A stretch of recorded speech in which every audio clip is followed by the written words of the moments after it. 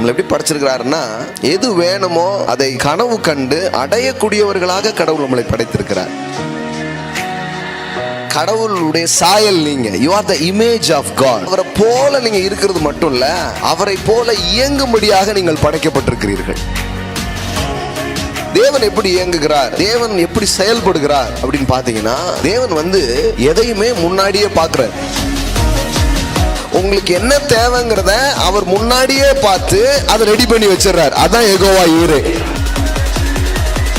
கனவு காண்பது என்பது வேறு, கவலைப்படுவது என்பது வேறு. கனவு காண்பது என்பது நம்பிக்கையோடு பார்ப்பது. இன்னும் 10 வருஷத்துல ஐயோ நினைச்சாலே எனக்கு அப்படின்னு அதை நினைக்கும் போதே ஒரு சந்தோஷம் வந்துடும் உங்களுக்கு. கவலைப்படுறது தெரியுமா, 10 வருஷத்துல ஐயோ முடிஞ்சு போச்சு, இப்பமே இப்படி இருக்க, இன்னும் போக அதுக்கு பேர் கவலைப்படுறது. கடவுள் உங்களை கவலைப்பட அழைக்கல, கனவு காண அழைச்சிருக்கிறார். கடவுளை பற்றி ஒரு வெளிப்பாடு நமக்கு வரணும். என் கடவுள் எப்படிப்பட்டவர்னா யெகோவா ஈரே. என் கடவுள் யெகோவா ஈரையா இருக்கிறதுனால, அந்த யெகோவா ஈரைங்கிற அந்த நாமம் உள்ள கடவுள் எப்படிப்பட்டவரா இருக்கிறாருன்னா, என் தேவைகளை முன்பாகவே அறிந்து அதை எனக்காக ஆயத்தம் செய்து வைத்து விட்டார். அப்படின்னா என்ன அர்த்தம்னா, உங்களுக்கு என்ன தேவைன்னு ஒருவேளை உங்களுக்கு கூட கரெக்டா தெரியாம இருக்கலாம், ஆனா அவருக்கு ரொம்ப கரெக்டா தெரிஞ்சு அதெல்லாம் உங்களுக்காக அவர் ஆயத்தம் செய்து வைத்திருக்கிறார் என்பதுதான் சத்தியமாக இருக்கிறது.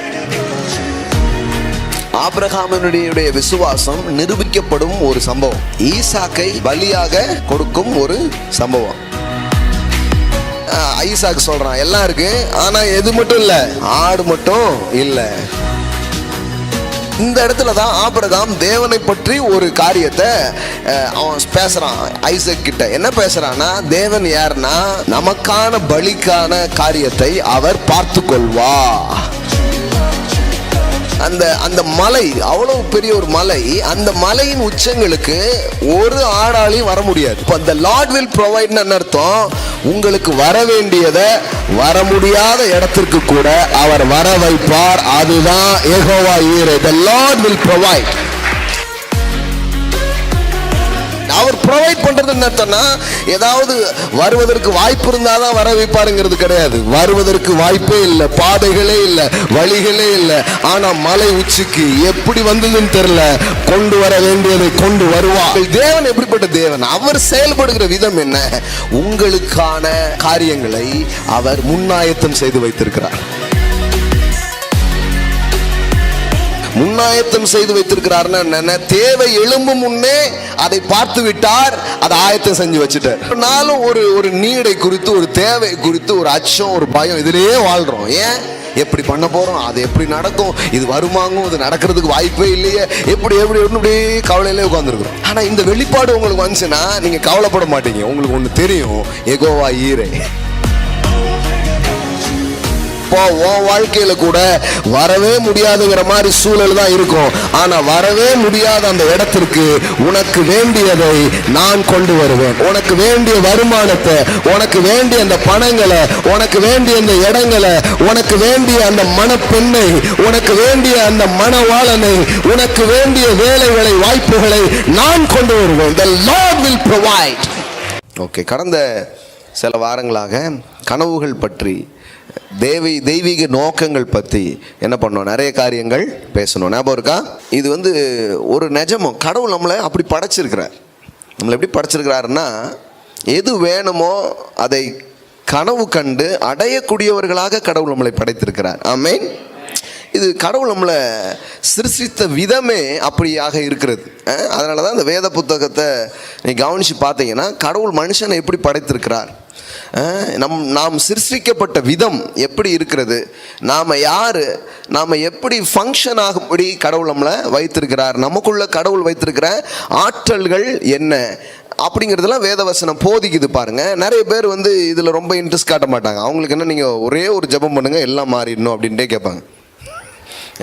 ஒரு ஜோக்கு ஒன்று பார்த்துருக்குறேன், நீங்கள் பார்த்துருக்கீங்களான்னு தெரில, பரிசுத்தவான்கள் பார்த்துருக்க வாய்ப்பு இல்லை. அதில் பார்த்தீங்கன்னா, ஒருத்தன் காதில் பிரச்சனை, கண்ணில் பிரச்சனை, எல்லாத்துலேயும் பிரச்சனை சொல்லுவான். ஒரே ஒரு மருந்துங்க எல்லாம் சரியாகணும் அப்படிமா.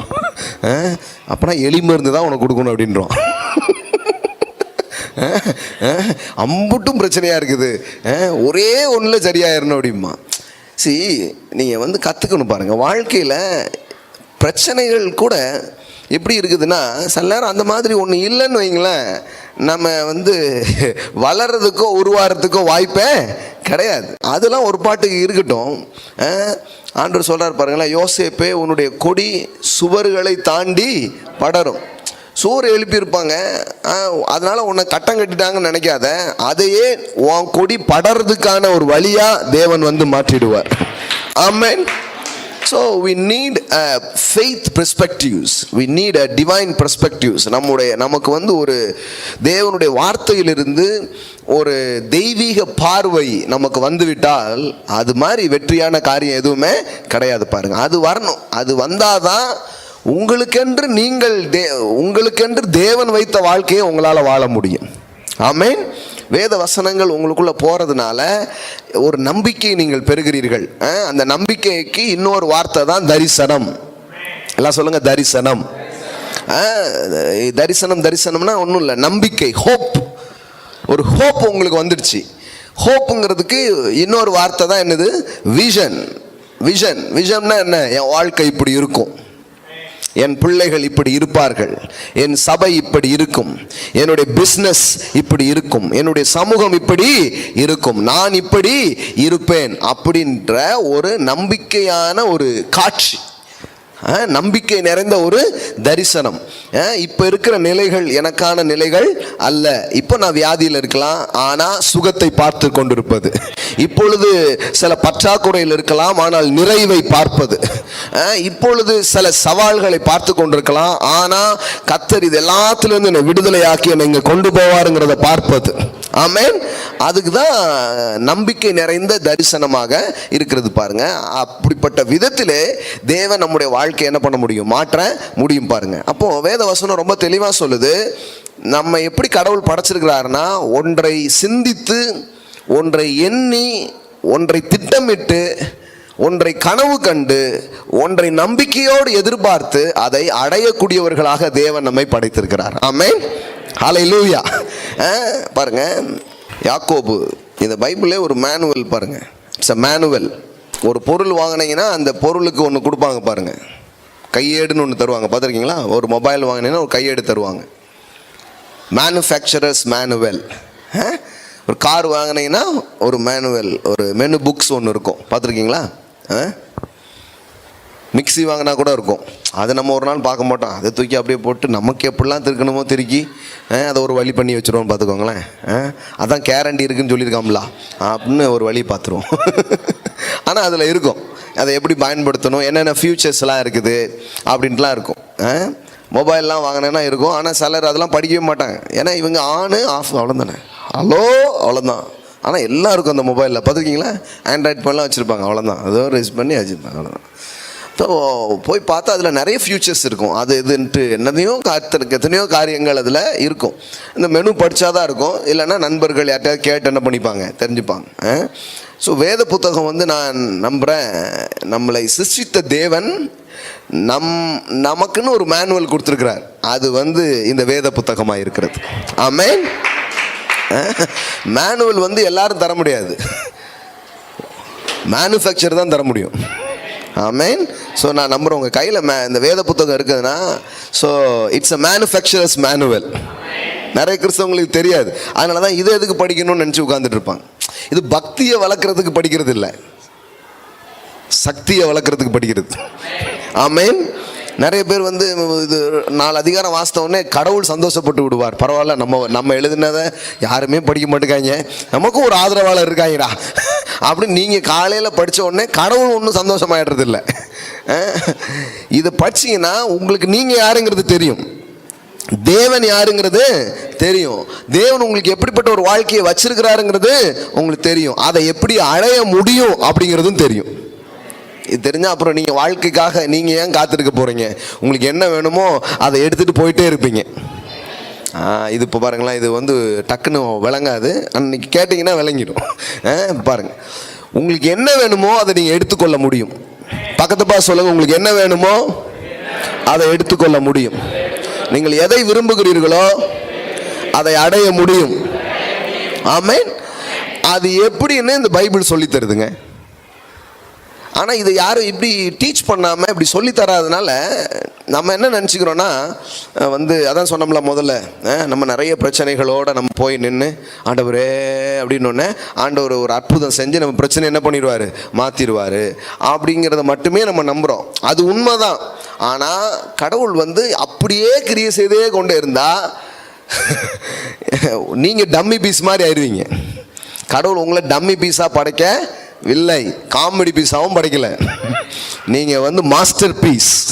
You are the masterpiece. ஆமென். ஆமாம், உங்களை அவருடைய சாயல்லே படைச்சிருக்கிறார். என்ன ஒரு வார்த்தை பாருங்க. அவருடைய சாயல் என்ன தெரியுமா? கடவுள் உங்களை பார்த்தா கண்ணாடியில் அவர் முகத்தை பார்த்த மாதிரியே இருக்கு. அதான் சாயல். சில பார்த்தீங்களா, அவங்க அப்படியே இருப்பாங்க, அண்ணன் மாதிரியோ அப்பா மாதிரியோ, அப்படியே அந்த சாயல் அப்படியே இருக்கும். ஃபிசிக்கலாகவே சிலர் அப்படி இருப்பாங்க. ஆமாம், சிலர் அந்த கேரக்டரில் அப்படி இருப்பாங்க. ஆமாம், இல்லாத வம்பெல்லாம் பண்ணிகிட்டே இருப்பாங்க. பாட்டி சொல்லும், தாத்தா மாதிரியே இருக்கான் அப்படிமா. இவரும் இப்படித்தான் வம்பு பண்ணிட்டே இருப்பாருங்க, அவர் தாத்தா அது மாதிரியே பண்ணிகிட்டு இருக்கான் அப்படிமா. ஸோ சாயல், கடவுளுடைய சாயல் நீங்கள். You are the image of God. எல்லாம் சொல்லுங்கள், நான் என் அப்பாவை போலவே இருக்கிறேன். ஆமென். அவரை போல நீங்கள் இருக்கிறது மட்டும் இல்லை, அவரை போல இயங்கும்படியாக நீங்கள் படைக்கப்பட்டிருக்கிறீர்கள். ஆமென். அதாவது ரெண்டு காரியம். ஆதியாகமம் 1வது அதிகாரம், யாக்கோபே படிக்கலையா? சரி, யாக்கோபுக்கு அப்புறமா வருவோம். ஆதியாகமம் 1வது அதிகாரம் 26, ஜெனிசஸ் சாப்டர் 1 verse 26. பின்பு தேவன் தமது சாயலாகவும் தமது ரூபத்தின்படியையும் மனுஷனை உண்டாக்குவோமாக. அவர்கள் சமுத்திரத்தின் மச்சங்களையும் ஆகாயத்து பறவைகளையும் மிருக ஜீவன்களையும் பூமி அனைத்தையும் பூமியின் மேல் ஊறும் சகல பிராணிகளையும் ஆளக்கடவர்கள் என்றார். ஆமென். ஸோ கடவுள் மனுஷனை படைச்சிட்டு அவன் என்ன எதுக்கு படைச்சேன் எல்லாத்தையுமே என்ன பண்ணுறாரு சொல்கிறாரு. அதில் 2 வார்த்தை பாருங்க. ஒன்று சாயல், இன்னொன்று ரூபம். எல்லாம் சொல்லுங்க, சாயல் ரூபம். இந்த சாயல்னா இமேஜ். இந்த ரூபம் அப்படின்னு சொன்னால் லைக்னஸ். அதாவது இமேஜ் அண்ட் லைக்னஸ். அதாவது பார்த்தா அவரை போல, இயங்கும் போதும் செயல்படும் போதும் அவரை போல. ஆமென். முதல்ல இமேஜ் விளங்கணும், அப்போதான் லைக்னஸ் வெளிப்பட ஆரம்பிக்கும். அவரை போல என்னை படைத்திருக்கிறார் என்பது தெரியும் பொழுது அப்புறம் அவரை போல இயங்க ஆரம்பிச்சிருவீங்க. ஆமென். நீங்கள் சிங்கக்குட்டி தான் தெரியும் போது அந்த காரியத்தை உங்களுக்குள்ள அது வெளிப்பட ஆரம்பிச்சிடும். அது மாதிரி நீங்கள் தேவனுடைய சாயலில் படைக்கப்பட்ட ஒரு நபர். அது மட்டுமல்ல, தேவனை போல இயங்கும்படி நீங்கள் படைக்கப்பட்டிருக்கிறீர்கள். ஆமென். சரி, தேவன் எப்படி இயங்குகிறார் இது நமக்கு தெரியணும். ஏன்னா அவருடைய சாயலின்படியும் அவருடைய ரூபத்தின்படியும் அவர் நம்மளை என்ன பண்ணியிருக்கிறார், படைச்சிருக்கிறார். தேவன் எப்படி இயங்குகிறார், தேவன் எப்படி செயல்படுகிறார், அவருடைய இயக்கங்கள் எப்படி நடக்குது அப்படின்னு பார்த்தீங்கன்னா, தேவன் எதையுமே முன்னாடியே பார்க்குறார். ஆமென். எல்லாம் சொல்லுங்க, முன்பாகவே பார்க்கிறார். ஆமென். ஜெகோவா ஜைரா சொல்றோம் பாருங்க, எகோவா ஈரே அப்படி சொல்றோம். எகோவா ஈரே அப்படின்னா, நான் நிறைய முறை அதை சொல்லியிருக்கிறேன் இந்த விளக்கத்தை. எகோவா ஈரே அதான் அவருடைய நாமம். எகோவா ஈரேன்னா என்ன? the Lord will provide அப்படியே ஆங்கிலத்தில் சொல்றோம். எல்லாம் சொல்லுங்க, Lord will provide. தேவன் உன் தேவைகளை சந்திப்பார், அதான் அதனுடைய அர்த்தம். ஆனால் ரொம்ப ஆழமான ஒரு காரியம் என்னன்னா, the Lord will provide அப்படின்னு சொன்னா, இந்த ப்ரொவைட் அப்படிங்கிற வார்த்தை எங்கிருந்து வருகிறது அப்படின்னு சொன்னா, ப்ரொவிஷன் அப்படிங்கிறது தான் எந்த வார்த்தை வருது, ப்ரொவைடுங்கிற வார்த்தை வருது. இந்த ப்ரொவிஷன் அப்படிங்கிற வார்த்தையை நீங்க கரெக்டா படிச்சீங்கன்னா அது எப்படி இருக்குது, ப்ரோவிஷன். எல்லாம் சொல்லுங்க, ப்ரோவிஷன். ப்ரோவிஷன் என்ன அர்த்தம்? ஒன்றை முன்பாகவே பார்ப்பது. எல்லாம் சொல்லுங்க, முன்னாடியே பார்க்கிறது. முன்னாடியே பார்த்து, இப்ப கர்த்தர் யெகோவா ஈரேயாக அவங்க வாழ்க்கையில் செயல்படுகிறார் அப்படின்னா என்ன அர்த்தம்னா, உங்களுக்கு என்ன தேவைங்கிறத அவர் முன்னாடியே பார்த்து அதை ரெடி பண்ணி வச்சிடறார். அதான் யெகோவா ஈரே. ஆமென். வெள்ளம் வந்தவொடனே போய் அணை கட்டிக்கிட்டு இருக்கிறது இல்லை. முன்னாடியே பார்த்துடுறாரு. பார்த்து உங்களுக்கு என்ன வேணுமோ அதை ரெடி பண்ணி வச்சிருக்கிறார். அதனால தான் வாழ்க்கையை நம்ம எப்படி வாழணும்னா ஐயோ அப்படின்னு பதறி இருக்கக்கூடாது. ஏன்னா இந்த வாழ்க்கை நானா வாழலை, இந்த வாழ்க்கையை தந்த ஒருவர் எனக்கு இருக்கிறார். தந்த தேவன் நான் வாழ்றதுக்கு எல்லாத்தையும் அவர் ஆயத்தம் செஞ்சு வச்சுட்டு தான் அவர் உங்களை என்னையும் உண்டாக்கி இருக்கிறார். ஆமென். ஒவ்வொரு நாளும் காலையில் இது நினைக்கணும், the Lord will provide. ஆமென். என்னுடைய கடவுள் யார், என்னுடைய தேவன் யார், அவர் எப்படிப்பட்டவர், அவருடைய செயல்படும் விதம் என்ன அப்படின்னு சொன்னா முன்னாடியே எல்லாத்தையும் என்ன பண்ணி வச்சுக்கிறாரு, ஆயத்தம் செய்து வைத்திருக்கிறார். நீங்கள் வாழ்வதற்கும், நீங்கள் அழைத்த அழைப்பை நிறைவேற்றுவதற்கும், உங்களுக்கும் உங்க பிள்ளைகளுக்கும் உங்கள் சந்ததிக்கும் முழு உலகுக்கும் என்ன தேவையோ அதை கடவுள் முன்பாகவே ரெடி பண்ணி வச்சுட்டார். அப்படி ரெடி பண்ணிட்டு தான் அவர் மனுஷனே படைக்கிறார். அதான் அவருடைய செயல்படும் விதம் அல்லது அவருடைய தன்மை எப்படி இருக்குதுன்னா முன்னாடியே எல்லாத்தையும் ரெடி பண்ணி அவர் என்ன பண்ணிடுறாரு, வச்சிடுறாரு. இது தெரியாதனால தான் மனுஷன் கவலைப்பட்டு இருக்கான். ஐயோ நாளைக்கு என்ன பண்ணுவோம், நாளை கழிச்சு என்ன பண்ணுவோம், எண்ணத்தை புசிப்போம், எண்ணத்தை உடுத்துவோம், எப்படி வீடு கட்டுவோம், எப்படி கல்யாணம் கட்டி கொடுப்போம், எப்படி அதை செய்வோம் இதை செய்வோம்னு எதையாவது ஒன்றை பற்றி கவலைப்பட்டுக்கிட்டே இருக்கிறோம். அதனால தான் இயேசு இந்த பூமிக்கு வந்து பேசுறாரு, இதெல்லாம் பற்றி என்ன கவலைப்பட்டு இருக்கிறீங்க, நாளை தினத்தை குறித்து கவலைப்படாதிருங்கள். ஆமென். அவருக்கு நல்லா தெரியுது, நாளை தினத்தை மட்டும் இல்லை 40 வருஷத்தை பற்றி இப்போ கவலைப்பட்டு இருப்போம். அவர் நாளைய பற்றியே கவலைப்படாதன்ட்டார். ஆனால் நம்ம வந்து இன்னொரு 40 வருஷம் கழிச்சு, அதாவது நல்லா புரிஞ்சுக்கோங்க, கனவு காண்பது என்பது வேறு, கவலைப்படுவது என்பது வேறு. ரெண்டையும் போட்டு குழப்பிக்காதீங்க. கனவு காண்பது என்பது நம்பிக்கையோடு பார்ப்பது. இன்னும் 10 வருஷத்துல ஐயோ நினைச்சாலே எனக்கு அப்படின்னு அதை நினைக்கும் போதே ஒரு சந்தோஷம் வந்துடும் உங்களுக்கு. ஆமென். கவலைப்படுறது தெரியுமா, 10 வருஷத்துல ஐயோ முடிஞ்சு போச்சு, இப்பவுமே இப்படி இருக்க, இன்னும் போக அதுக்கு பேர் கவலைப்படுறது. கடவுள் உங்களை கவலைப்பட அழைக்கல, கனவு காண அழைச்சிருக்கிறார். ஆமென். நாளை தினத்தை குறித்து கவலைப்படும்படியா அவர் சொல்லலை. ஆனால் நாளை தினத்தை குறித்து கரிசனையாக இருக்கலாம், நாளை தினத்தை குறித்து திட்டம் உள்ளவர்களாக இருக்கலாம், நாளை தினத்தை குறித்து யோசிக்கக்கூடியவர்களாக இருக்கலாம். அது தப்பே கிடையாது. ஆனால் கவலைப்பட்டுட்டு உட்கார்ந்துட்டு இருக்கிறத கர்த்தர் என்ன பண்ணல, விரும்பலை. ஏன் அப்படி சொன்னார்?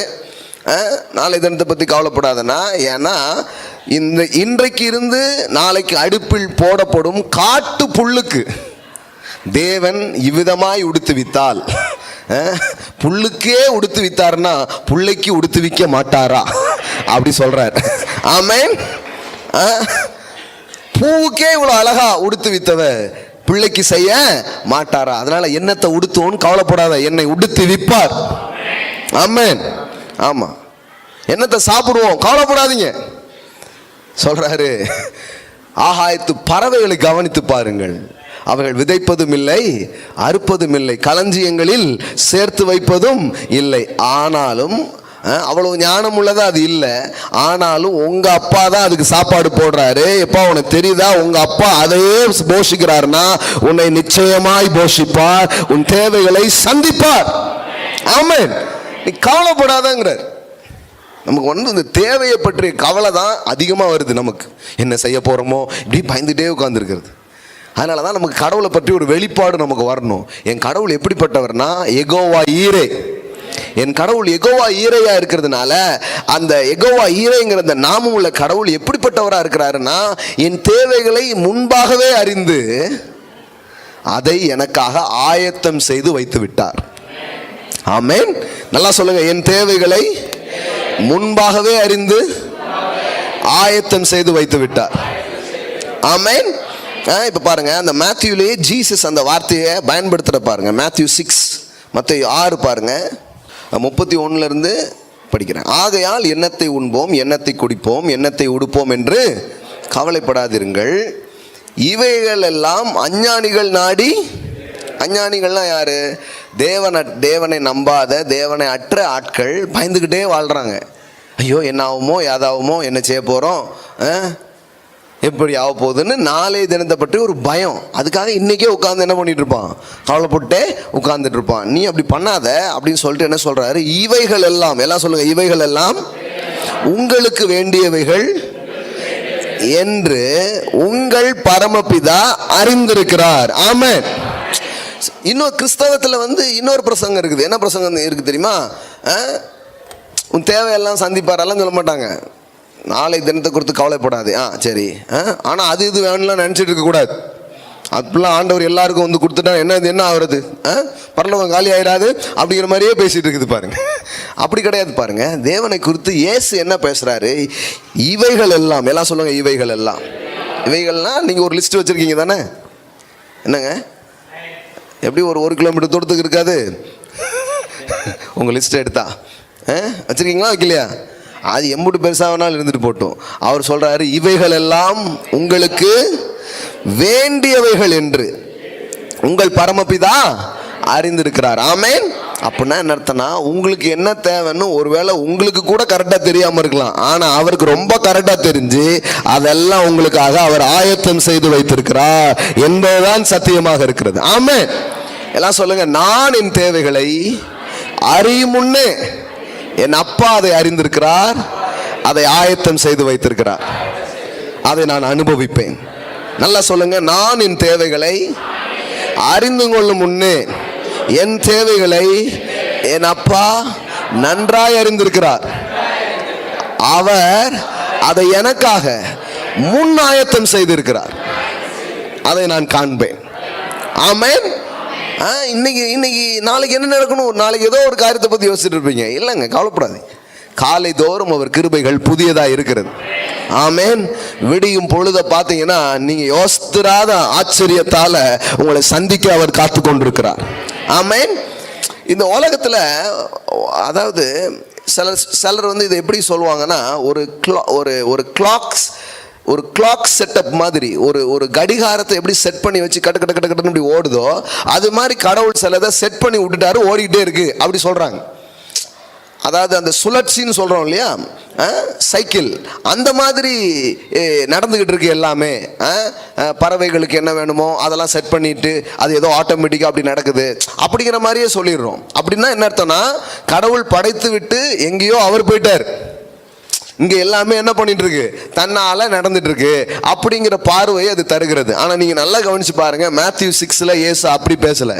மேத்யூ 6 நீங்கள் நல்லா கவனிச்சு பார்த்தீங்கன்னா அவர் சொல்றாரு, அது ஏதோ சுழற்சியில் அது எப்படியோ நடக்குது அப்படி சொல்லலை, உங்கள் பரமபிதா பிழை பூட்டுகிறார். ஆமென்.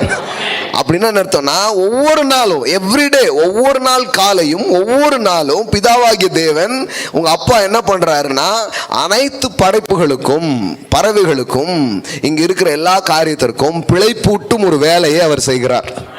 ஆமென். அப்போ இது ஏதோ ஒரு இயற்கையின் அந்த செட்டப்ல அல்லது இயற்கையின் சில சுழற்சியில இது ஏதோ தன்னால நடந்துட்டு இருக்கு அப்படிங்கிற மாதிரி அவர் என்ன பண்ணல, சொல்லல. உங்கள் பரமபிதா பிழை போட்டுக்கிறார். ரொம்ப டிஃப்ரெண்ட் பாருங்க. ஏன்னா சிலர் அந்த மாதிரி சொல்லிட்டு போயிடுவாங்க, அது ஆண்டவர் படிச்சுட்டு போயிட்டாருங்க அப்படின்னு. அப்படி கிடையாது. தேவன் அந்த படைப்புகளோடு பழகி கொண்டுதான் இருக்கிறார். ஆமென். பேசிக்கொண்டுதான் இருக்கிறார், செயல்பட்டு கொண்டுதான் அவர் இருக்கிறார். அப்போ இதை கவனிச்சு பார்த்தீங்கன்னா, இவைகளெல்லாம் உங்களுக்கு வேண்டியவைகள் என்று உங்கள் பரமபிதா அறிந்திருக்கிறார். ஆமென். அப்போ இந்த தரிசனத்தை பற்றி நாம் பேசும் பொழுது, தேவன் உங்களை எப்படி படைத்திருக்கிறார் அப்படின்னா, அவரை மாதிரியே படைச்சிருக்கிறார்னு சொன்னேன். அவர் எப்படிப்பட்ட விதத்தில் இயங்குகிறார் என்றால், தேவையை முன்னாடியே பார்க்கிறார். ஆமென். முன்பாகவே பார்த்து அதை என்ன பண்ணிடுறாரு, ஆயத்தம் செய்து வைத்து விடுகிறார். ஆமென். அப்போ இந்த வெளிப்பாட்டை தான் யாக்கோபு வந்து ஆபிரகாம் வந்து ஈசாக்குக்கு என்ன பண்றாரு சொல்றாரு. அதுல இருந்து தான் அந்த நாமம் நாம் என்ன பண்றோம், படிக்கிறோம். அங்க பாத்தீங்கன்னா ஆதியாகமம் 22வது அதிகாரம், ஆபிரகாமினுடைய விசுவாசம் நிரூபிக்கப்படும் ஒரு சம்பவம் இந்த 22ஆம் அதிகாரத்தில் நடக்குது. அது என்ன, ஈசாக்கை பலியாக கொடுக்கும் ஒரு சம்பவம். ஸோ அந்த சம்பவத்தில் நீங்கள் பார்த்தீங்கன்னா, ஈசாக்கை கூட்டிட்டு ஆபிரகாம் என்ன பண்ணுறான், போகிறான். 3ஆம் அதிகாரம் பாருங்க. ஆபிரகாம் அதிகாலையில் எழுந்து தன் கழுதையின் மேல் சேணம் கட்டி தன் வேலைக்காரி 2 பேரையும் தன் குமாரர் ஈசாக்கையும் கூட்டிக் கொண்டு தகன பலிக்கு கட்டைகளையும் பிளந்து கொண்டு தேவன் தனக்கு குறித்த இடத்திற்கு புறப்பட்டு போனார். மூன்றாம் நாளில் ஆபிரகாம் தன் கண்களை ஏறெடுத்து பார்த்து தூரத்திலே அந்த இடத்தை கண்டான். அப்பொழுது ஆபிரகாம் தன் வேலைக்காரனை நோக்கி, நீங்கள் கழுதையை நிறுத்தி இங்கே காத்திருங்கள், நானும் பிள்ளையாண்டனும் அவடம் மட்டும் போய் தொழுது கொண்டு உங்களிடத்திற்கு திரும்பி வருவோம் என்றான். ஆமேன். போறது எதுக்கு? பிள்ளைய. ஆனா என்ன சொல்லிட்டு போறான்? போறான் 2 பேரு, ஆனா வரும்போது நான் மட்டும்தான் வருவேன் அப்படி சொல்லாம. திரும்பி வருவேன் கிடையாது, வருவோம். ஆமேன். ஏன்னா ஆபிரகாமுக்குள்ள ஒரு விஷன் இருக்கு, ஆபிரகாமுக்குள்ள ஒரு தரிசனம் இருக்கு. எப்படி இந்த தரிசனம் வந்தது? தேவனுடைய வாக்குத்தத்தங்களால் அது பிறந்தது. அதை தான் நான் சில வாரங்களுக்கு முன்னாடி சொன்னேன். வாக்குத்தத்தங்கள் தரிசனத்தை பிறப்பிக்கிறது. ஆமேன். அது ஒளியவே ஒளியாது. ஆமேன். தேவனுடைய வார்த்தையினால் உங்களுக்கு ஒரு நம்பிக்கை உண்டாயிருக்கிறது என்றால், தேவனுடைய வார்த்தையினால் உங்களுக்கு ஒரு தரிசனம் உண்டாயிருக்கிறது என்றால், அதை அழிக்கிறதுக்கு இந்த பூமியில ஒரு வல்லமையும் இல்லை. ஆமேன். அது நிறைவேறியே தீரும். அவனுக்கு என்ன தரிசனம் இருந்தது தெரியுமா? அப்போனா நீங்கள் அதை கொஞ்சம் பின்னாடி வந்து பார்த்தீங்கன்னா தான் தெரியும். பாருங்க எங்கே இருக்குது அவனுக்கு என்ன தரிசனம் இருந்துச்சுன்னா, எபிரேயர் 11 ஹீப்ரு 11:17 பாருங்க. 11:17. மேலும் விசுவாசத்தினாலே ஆபிரகாம் தான் சோதிக்கப்பட்ட போது ஈசாக்கை பலியாக ஒப்பு கொடுத்தான். ஈசாக்கினிடத்தில் உன் சந்ததி விளங்கும் என்று அவனோடு சொல்லப்பட்டிருந்ததே, அப்படிப்பட்ட வாக்குத்தத்தங்களை பெற்றவன் மரித்தோரிலிருந்து எழுப்ப தேவன் வல்லவராய் இருக்கிறார் என்று எண்ணி, எல்லாம் சொல்லுங்க, எண்ணி தனக்கு ஒரே பேரானவனையே பலியாக ஒப்பு கொடுத்தான். மரித்தோரிலிருந்து அவனை பாவனையாக திரும்பவும் பெற்றுக்கொண்டான். அதாவது எப்படின்னா, இந்த நாங்கள் திரும்பி நான் வருவேன்னு சொல்ல, நாங்கள் என்ன பண்ணுவோம், வருவோன்ட்டு போகிறான். அவன் என்ன நினச்சான்னா, ஈசாக்கு பலியை செலுத்திடுவேன். ஈசாக்கு என்ன பண்ணிடுவான், பலி செலுத்தினா சாம்பலாக போயிடுவான். ஆனாலும் அந்த சாம்பல்ல இருந்து மறுபடியும் வருவான் அப்படி நினச்சிட்டு போயிருக்கிறான். ஏன்னா அவனுக்கு நல்லா தெரியும், இந்த ஈசாக்கின் இடத்தில் உன் சந்ததி விளங்கும்னு அவர் சொல்லியிருக்கிறார். இப்ப பாருங்களேன், என்னதான் ஆனாலும் அவர் என்ன சொன்னாருங்கிறது மனசுல நிற்கும் போது சூழ்நிலைகள் உங்களை மேற்கொள்வதில்லை. ஆமேன். உங்களை சுத்தில இருக்கிற காரியங்கள் உங்களை ஒண்ணுமே பண்ண முடியாது. உங்களை சுத்தில இருக்கக்கூடிய நிகழ்வுகள், சம்பவங்கள் உங்களுக்குள்ள எந்த ஒரு நெகட்டிவான இதை கொண்டு வரவே முடியாது. அவன் என்ன நினைச்சான்னா, பலி கேட்கிறாரு, ஆனால் இவன்கிட்ட தானே சந்ததி விளங்கிட்டு இருக்காரு, அப்போது கேட்டால் கொடுத்துருவோம். அவனுக்கு என்ன வெளிப்பாடுனா, அந்த நாட்களில் சாமி கடவுள் அப்படிங்கிற நம்பிக்கை நிறைஞ்ச ஒரு சமூகத்தில் பலவிதமான நம்பிக்கைகள் இருந்தது. அதில் ஒரு நம்பிக்கை என்னென்னா, அந்த கடவுள் வந்து என்ன பண்ணுவார், எப்படி நம்முடைய முதல் பிள்ளைய கேட்பார் அப்படிங்கிற ஒரு பிலீஃப் சிஸ்டம். அதனால் இவனு என்ன நினச்சிக்கிறான்னா, ஓஹோ கரெக்டு தான், அதானே நம்பிக்கை, முதல் பிள்ளைய கேட்குறாரு போல. ஆனாலும் இவனுக்கு ஒரு தெளிவு, என்ன தெளிவுனா, இவர் கேட்டாலும் கண்டிப்பா அந்த பிள்ளை எனக்கு திரும்ப என்ன பண்ணிடுவாரு, தந்துடுவாரு. ஏன்னா இந்த ஈசாக்கை குறித்து ஒரு வாக்கு இருக்கு. ஈசாக்கை குறித்து என்ன வாக்கு இருக்கு? இவனிடத்தில் உன் சந்ததி விளங்கும் அப்படிங்கிற ஒரு வாக்கு அங்க பாருங்க, எதுல இருக்குது? 18. ஈசாக்கின் இடத்திலே உன் சந்ததி விளங்கும் என்று அவனோடு சொல்லப்பட்டிருந்தது. இப்படிப்பட்ட வாக்குத்தத்தங்களை பெற்றவன். அப்போ வாக்குத்தத்தத்தை பெற்றும் போது வெறும் வாக்குத்தத்தம் இல்லை, வாக்குத்தத்தம் ஒரு விதமான தரிசனம் நிறைஞ்ச வாழ்க்கையை அது அவனுக்கு தருகிறது. அந்த வாக்குத்தத்தத்தை அவன் பெறும்பொழுது ஒரு தரிசனத்தை பார்த்துட்டான், ஒரு எதிர்காலத்தை பார்த்துட்டான், ஒரு நம்பிக்கை நிறைஞ்ச வாழ்க்கையை என்ன பண்ணிட்டான், பார்த்துட்டான். என்ன பார்த்துட்டான்? கடவுள் எனக்கு ஒரு பிள்ளையை தருவார், அந்த பிள்ளை வந்து ஈசாக்கு. அந்த ஈசாக்கின் மூலம் ஒரு சந்ததி பரம்பும் செயல் என்ன பண்ணும், நடக்கும். அதனால எதுவும் ஆகாது, ஈசாக்கு என்னானாலும் அவன் திரும்ப வந்துருவான். தான் விஷயம் பாருங்க. அதனாலதான் பாருங்க, கடவுளுடைய வாக்குத்தத்தத்தை நீங்க பெறும் பொழுது உங்க பிள்ளைங்களை பற்றி, உங்க எதிர்காலங்களை பற்றி, உங்க வாழ்க்கையின் ஒவ்வொரு நம்பிக்கை இல்லாத சூழ்நிலைக்கு நடுவுலையும் உங்களுக்கு நம்பிக்கை வரும். ஏன் தெரியுமா? இப்படி சொல்லியிருக்கு, அதுதான் நடக்கும். ஆமேன். உன் பிள்ளைகளின் சமாதானம் பெரிதா இருக்கும். ஆனா இப்ப பார்த்தா உங்க பிள்ளைங்களுடைய வாழ்க்கையை கொஞ்சம் வேற மாதிரி இருக்கலாம். ஆனா வாக்குத்தத்தத்தை நீங்களும் பெற்றிருக்கிறீங்க. வாக்குத்தத்தத்தை ஆபிரகாம் மட்டும் பெறல, வாக்குத்தத்தத்தை யாரும் பெற்றிருக்கிறா? நீங்களும் பெற்றிருக்கிறீங்க. உன் சந்ததி விளங்கும் அப்படிங்கிறது ஈசாக்கை பற்றி ஆபிரகாமுக்கு கடவுள் சொன்னது. ஆனா உங்களுக்கு கடவுள் நிறைய சொல்லியிருக்காரா, சொல்லலையா? அப்போ அதை எடுத்துக்கொண்டு நீங்க பார்க்க வேண்டியது அவசியம். என் பிள்ளைங்க கெட்டு போக மாட்டாங்க, என் பிள்ளைகள் கர்த்தரால் போதிக்கப்படுவார்கள், என் பிள்ளைகளின் சமாதானம் பெரியதா இருக்கும். ஆமென். இதே மாதிரி உங்களுடைய வாழ்க்கையின் ஒவ்வொரு சூழமை குறித்து கூட நீங்க என்ன வாக்கை பெற்றீர்களோ அதை பற்றி நீங்க என்ன பண்ண முடியும்? சிந்திக்க முடியும், நம்ப முடியும். நம்பிக்கை நிறைந்த தரிசனத்தை உங்களால் பார்க்க முடியும். பாருங்க, அப்ப இப்படி ஒரு எண்ணம் அவனுக்கு இருந்துச்சு.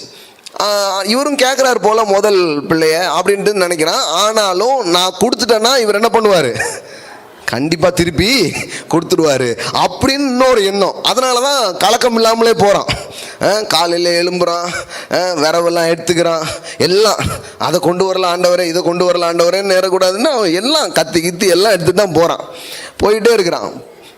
அந்த ஜேர்னி நடக்குது பாருங்க. ஆதியாகமம் 22 மறுபடியும் வாங்க, திரும்பி வருவோம் என்றான். 6வது வசனத்திலிருந்து பாருங்க. ஆபிரகாம் தகன பலிக்கு கட்டைகளை எடுத்து தன் குமாரனாகிய ஈசாக்கின் மேல் வைத்து தன் கையிலே நெருப்பையும் கத்தியையும் எடுத்து கொண்டான். இருவரும் கூடி போனார்கள். கட்டையெல்லாம் மேலே வச்சுக்கிட்டு மலை மேலே ஈசாக்கு என்ன பண்ணுறான்? நடந்து போகிறான். ஆபிரகாம் கையில் நெருப்பும் என்னவும் இருக்கு, கத்தியும் இருக்கு. ஆனால் இது வரைக்கும் என்ன தெரியுமா? ஈசாக்குக்கு என்னன்னே தெரியாது. அப்பொழுது ஈசாக்கு தன் தகப்பனாகிய ஆபிரகாமை நோக்கி, என் தகப்பனே என்றான். அதற்கு அவன், என் மகனே, இதோ இருக்கிறேன் என்றான். அப்பொழுது அவன், இதோ நெருப்பும் கட்டையும் இருக்கிறது, தகன பலிக்கு ஆட்டுக்குட்டி எங்கே என்றான். என்ன பாருங்க, அவனுக்கு மேட்டரே தெரில, போயிட்டே இருக்கிறான். நம்ம பிள்ளைங்களா இருந்தா வீட்டில் கிளம்புறதுக்கு 2 நாளைக்கு முன்னாடி அம்புடி கேள்விக்கு போய் சொல்லி ஆகணும். எதுக்கு இந்த பேக்கை எடுத்து வைக்கிங்க, எதுக்கு இந்த இது, அவ்வளோ கேள்வி கேட்டு அவ்வளோ விவரம் சொன்னாலும் யோசித்தான் அவங்க சொல்லுவாங்க. ஐசக்குடைய இது சப்மிஷன் வித்தியாசமாக இருக்குது பாருங்க. அவன் போயிட்டே இருக்கான். நம்ம அப்பா கூட போவோன்ட்டு என்ன பண்ணுறான், போகிறான். போகும்போது அங்கே பாருங்க, அவனுக்கு ஒரு கேள்வி எழும்புது. எல்லாம் ஓகே, பலி செலுத்த போகிறோன்னோ, ஆனால் என்ன இல்லை, பலிக்கு ஆட்டுக்குட்டி எங்கே என்றான். அதற்கு ஆபிரகாம், என் மகனை. இதான் அந்த சீன் பாருங்களேன்.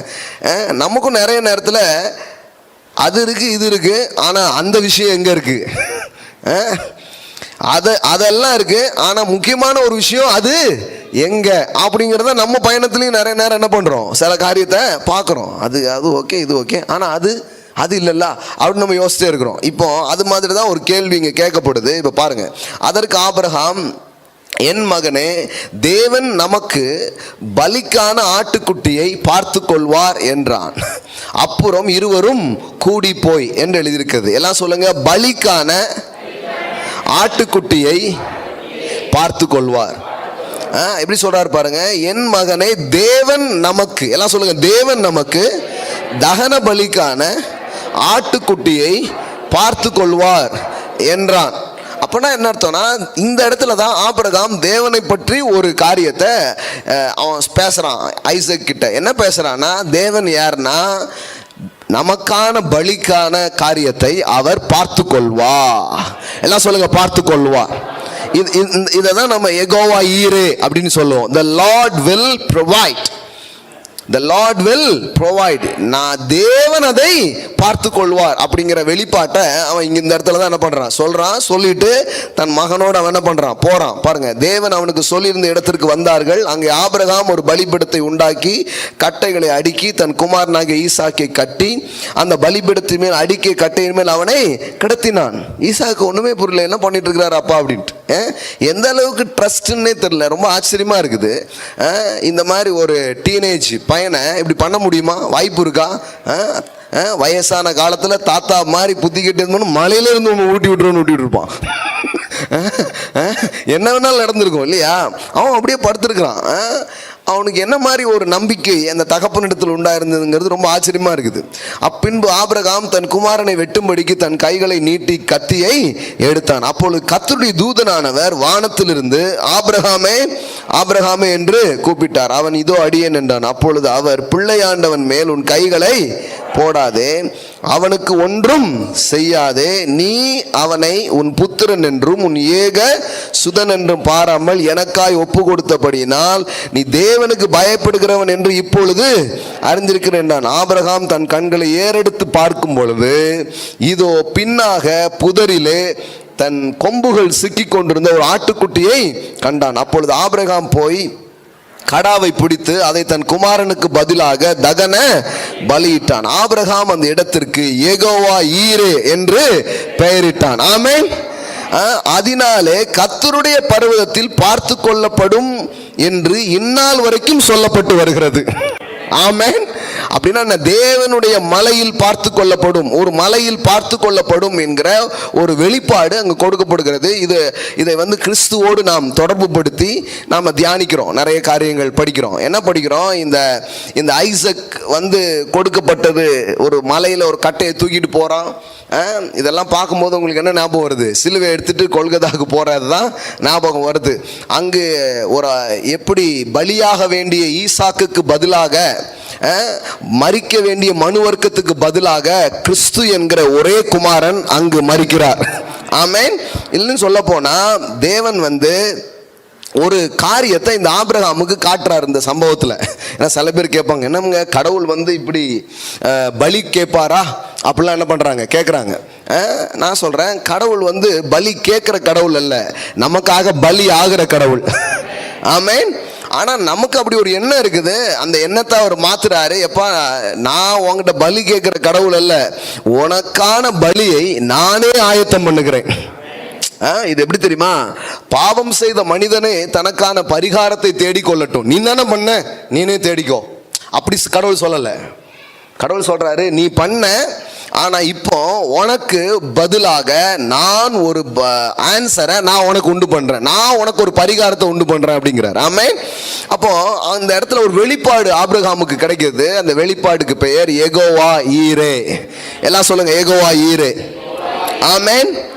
யெகோவா ஈரே என்றால் தேவனுடைய பர்வதத்தில் பார்த்து கொள்ளப்படும். ஆமென். அப்ப நான் உங்களுக்கு சொன்னேன், இந்த ப்ரொவைடர் அப்படிங்கிற வார்த்தை, ப்ரொவிஷன் அப்படிங்கிற வார்த்தை இதுல இருந்து என்ன பண்ணுது, வருது.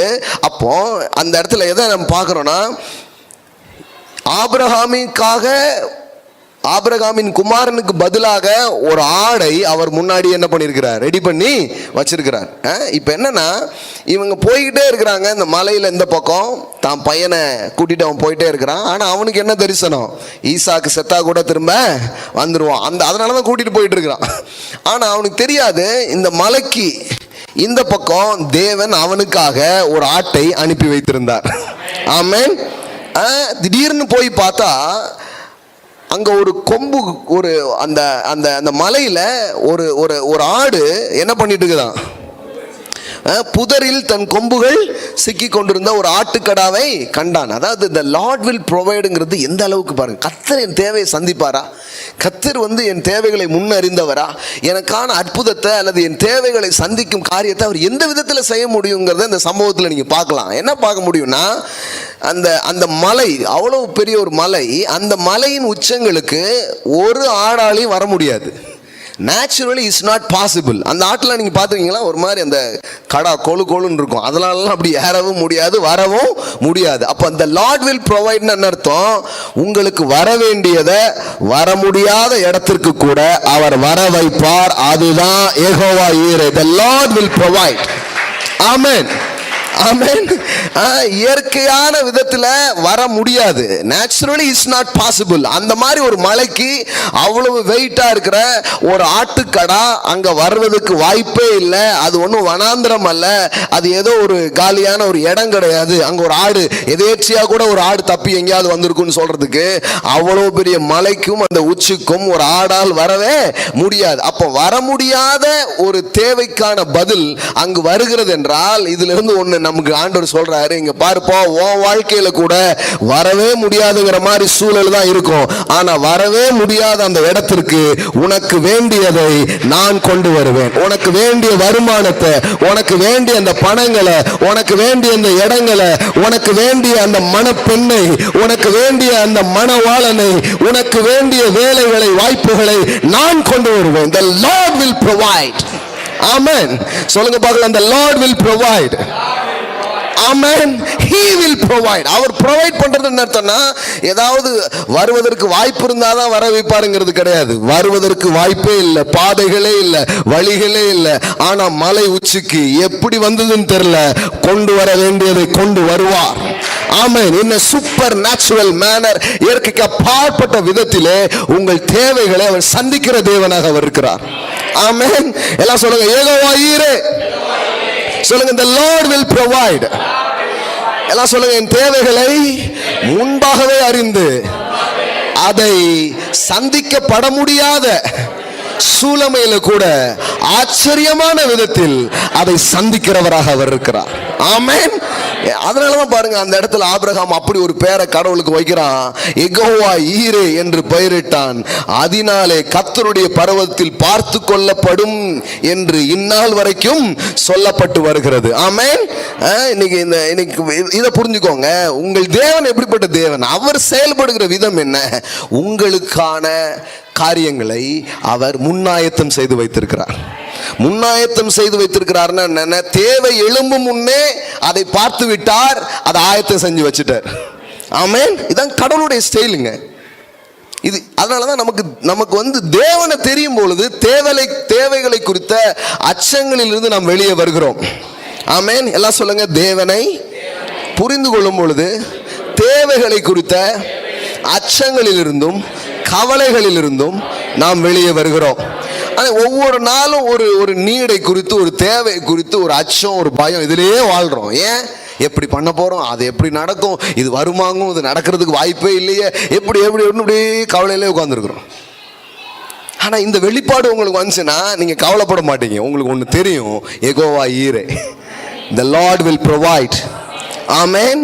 அப்படின்னா என்ன, வர வேண்டியதை வர முடியாத இடத்திற்கு வர வைப்பார். ஆமென். அந்த மலை உச்சிக்கு வர முடியாது, ஆனா வரும். ஆமென். எனக்காக அவர் கொண்டு வருவார். He will provide. ஆமென். அது எப்படின்னு எனக்கு தெரியாதுங்க, அது எப்படின்னு தெரியாது. அதுதான் சொல்றான் ஆபிரகாம், அது இருக்கு, இது இருக்கு, எல்லாம் இருக்கு.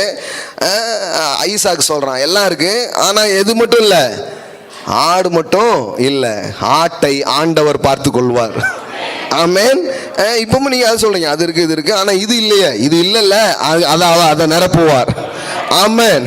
எந்த மாதிரி நிரப்புவார்னா, வரவே முடியாத அந்த இடத்துக்கு சான்ஸே கிடையாது, அந்த இடத்துக்கு வாய்ப்பே கிடையாது. அப்படி ஒரு ஆடு அப்படி ஒரு இடத்துல வர்றதுக்கு வாய்ப்பே கிடையாது. அப்படியே இருந்தாலும் அது பாருங்க, கரெக்டா இவனுக்குன்னு சிக்கிக்கிட்டு இருக்குது. இவன் கஷ்டப்பட்டு போய் ஓடி கூட அந்த ஆட்டை பிடிக்க வேண்டியதில்லை, கரெக்டா சிக்கி அவன் கையில அப்படியே போய் ஏத்துக்கிற மாதிரி இருக்குது. கடவுள் உங்களுக்காக சில காரியங்களை சிக்க வைப்பார். ஆமென். சிக்கி கொண்டு உங்களுக்காக அது காத்திருக்கிறத நீங்க பாப்பீங்க. ஆமென். என்ன மாதிரி காரியங்கள் பாருங்க. இல்லைன்னா அந்த மலையில அந்த ஆட்டை பிடிக்க தேடி அந்த மாதிரிலாம் இல்லை, அது கரெக்டாக ரெடியாக இருக்குது. கொம்புல சிக்கிக்கிட்டு அது ரெடியா இருக்குது. கரெக்டா அதை என்ன பண்றான், எடுக்கிறான். எடுத்து தன் குமாரனுக்கு பதிலாக அந்த ஆட்டை அங்க பலி இடுகிறான். ஆமென். அதுல தான் சொல்றான், அவனுக்கு ஒரு வெளிப்பாடு உண்டாகிறது. The Lord will provide. He is my provider. அவர் எனக்கானதை இந்த மலையிலே பார்த்து கொண்டார். ஆமென்.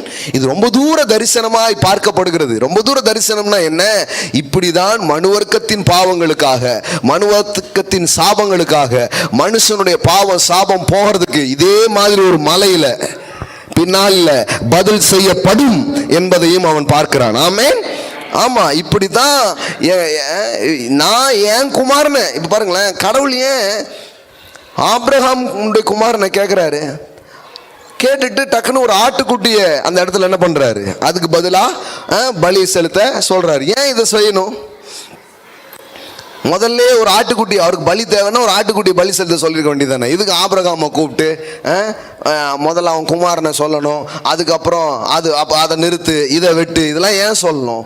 நல்லா தெரிஞ்சுக்கோங்க, இயேசு கிறிஸ்து பலியாக கொடுக்கப்படுகிறார் என்பதற்கு அடையாளமானது தான் இந்த சம்பவமே. இப்போ இயேசு கிறிஸ்து கடவுளுடைய குமாரன், அதில் எந்த மாற்றம் கருத்து கிடையாது. கடவுளுடைய குமாரனா இருக்கிறதுனால கடவுள் தன் மகனை தர ஆயத்தமாயிட்டார். ஆமென். அதை இவனுக்கு முதல்ல வெளிப்படுத்தும் போது தன் மகனை தருவது என்பதுங்கிறது எவ்வளவு ஒரு ஒரு ஒரு எவ்வளவு பெரிய ஒரு விஷயங்கிறது ஆபிரகாமுக்கு புரிய ஆரம்பிக்கிறது. அது மட்டும் இல்லை, இன்னொரு முக்கியமான விஷயம் என்னன்னா, அவர் தேவகுமாரனா இருந்தாலும் மாம்சத்தின்படி அவர் யாருடைய பிள்ளையா இருக்கிறாரு? இந்த ஆபிரகாமின் சந்ததியில தான் யார் வரப்போறா? கிறிஸ்து வரப்போகிறார். ஆமென். அப்போ ஈசாக்கை நான் கொடுக்கிறேன் என்பதன் மூலம் என் சந்ததியில் வர்ற கிறிஸ்துவ பலியாக கொடுப்பதற்கு சம்மதம் என்பதை அந்த மலையிலேயே அவன் தெரியப்படுத்துறான். ஆமென். எத்தனை பேர் புரியுது? கடவுள் கையெழுத்து போட்டிருக்கிறாரு. ஆனா கடவுள் கையெழுத்து போட்டா அந்த பூமியில அப்படியே செல்லுபடி ஆயிடாது. ஒரு மனுஷனும் கையெழுத்து போடணும். இது ஜாயிண்ட் அக்கௌண்ட் மாதிரி. ஆமா, வெறும் வீட்டையா மட்டும் கையெழுத்து போட்டா பேங்க்ல உங்க ஒய்ஃப் கையெழுத்துங்க அப்படின்றாங்க. இதுக்கு தான் பிரதர் ஜாயிண்ட் அக்கௌண்டே நாங்கள் வைக்கிறது இல்லை அப்படிங்கிறீங்களா? எதுக்கு இம்புட்டு பஞ்சாயத்து அப்படின்ட்டு. ஆனால் கடவுள் அப்படிதான் வச்சிருக்கிறார். ஆமென். கடவுளா ஒன்றை செய்யணும் அப்படிங்கிறதும் இல்லை, நீங்களா ஒன்று செய்யணும் அப்படிங்கிறதே கிடையாது. ரெண்டு பேரும் சேர்ந்தாதான் அங்கே ஒரு காரியம் செல்லுபடியாகும். ஆமென். அப்போ என் பையனை தரதுக்கு நான் தயாரு, ஆனா உன் பையனை தரதுக்கு நீ தயாரா? என் பையனா? ஆமா, உன் பையனுக்குள்ளதான் என் பையன் இருக்கிறான். அந்த ஈசாக்கு அந்த வம்சத்துல தான் தாவீதின் மைந்தனாக யார் வரப்போறா? கிறிஸ்து வரப்போறார். அதுக்கு நீ தான் யாரு? தகப்பனா இருக்கிற. உன் சந்ததிய தருவதற்கு நீ தயார்னு சொன்னாதான் அவர் போய் அங்க மறிப்பதற்கு அங்க வாய்ப்பே இருக்கு. இது எனக்கு பார்த்தா கடவுள் ஒரு மனுஷனை எந்த அளவுக்கு மதிக்கிறாருன்னு ஆச்சரியமா இருக்குது பாரு. அதான் பெரிய ஒரு இது. அவர் நான் கடவுள், நான் சொல்வதையெல்லாம் நீ செய்தான் ஆக வேண்டும் அப்படிலாம் சொல்லலாம். அவரு அப்படிலாம் இல்லை பாருங்க. எம்புட்டு வேலை பார்க்குறாரு பாருங்க. மனுஷங்கிட்ட அவர் பேசுறத பார்த்தாலே இஸ் a gentle God. அவர் பேசுறதே அப்படிதான் இருக்கு. எப்பா என்ன யாராவது வாரீங்களா அப்படிங்காரு. யோசிப்பா, என்ன கடவுள் இங்க வா, மஞ்சச்சட்டை பச்சைச்சட்டை எல்லாம் வாங்க, ஒழுங்க மரியாதையை கிளம்பி போயிரு பார்த்துக்கோ அப்படின்னு சொல்லலாம். அவர் அந்த மாதிரிலாம் சொல்லுறத பாருங்க. எனது காரியமா யார் போவா? யாராவது இருக்கீங்களாப்பா அப்படி கேட்குறாரு. நீ வாரையா? நீ போகலாமா? உன்னால இது செய்ய முடியுமா? இப்படி பேசுறாரு. ஆச்சரியமா இருக்கு. இப்படிலாமா கடவுள் பேசுவாருன்னா அப்படிதான் இருக்கு வேதாகம் முழுவதும். அவர் யார் காத்தையும் முறுக்கி நீ செய்யவில்லை என்றால் அப்படிலாம் சொல்லவே இல்லை. நம்ம ஆட்கள் தான் அப்படி கடவுளை தப்பா பிரசங்கம் பண்ணி வச்சிருக்காங்க. உன் காலை உடைப்பா, உன்னை காலை உடைச்சு கூப்பிடுவாரெல்லாம் அது இவங்க பிரசங்கம் பண்ணி வச்சிருக்குது. ஆனா அவர் எவ்வளவு ஜென்டிலா பேசுறாரு பாருங்க. அவர் என் மகன் தான். ஆவிக்குரிய நிலையில அவர் என் மகனா இருந்தாலும் பூமிக்குரிய நிலையில அவருக்கு தகப்பன் யாரு? நீ தான். நீ இப்ப அனுமதிச்சாதான் சிலுவை மரணமே நடக்கும். ஆமென். அப்ப ஈசாக்கை கொடுப்பதின் மூலம் கிறிஸ்துவை கொடுக்க தயார் என்கிற சம்மதத்தை ஆபிரகாம் அங்கு செய்கிறார். ஆமென்.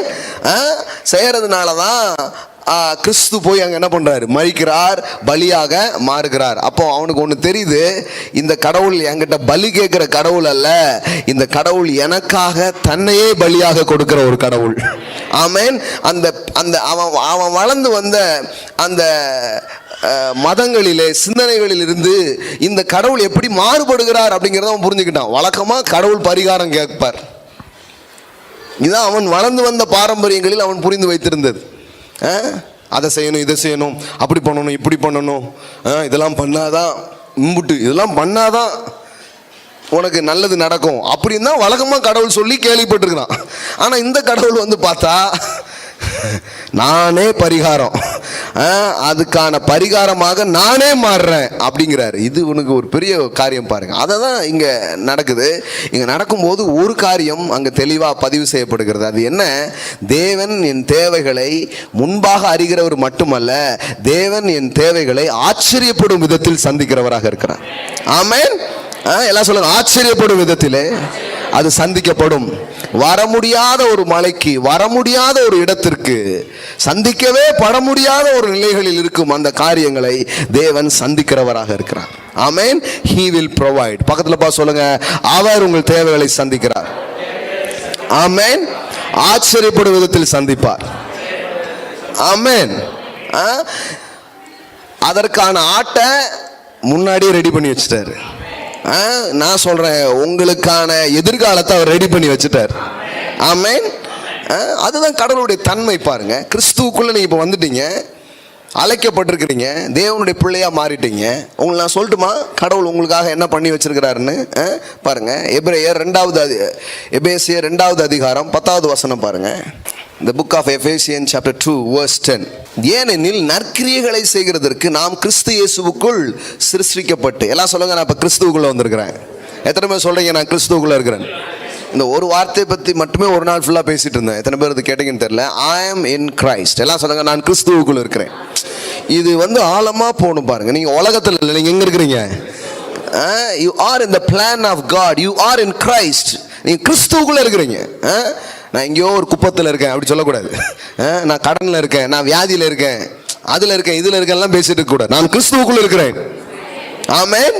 ஒவ்வொரு நாள் அதை தான் சொல்லணும், நான் கிறிஸ்துவுக்குள் இருக்கிறேன். ஆமென். I am in Christ.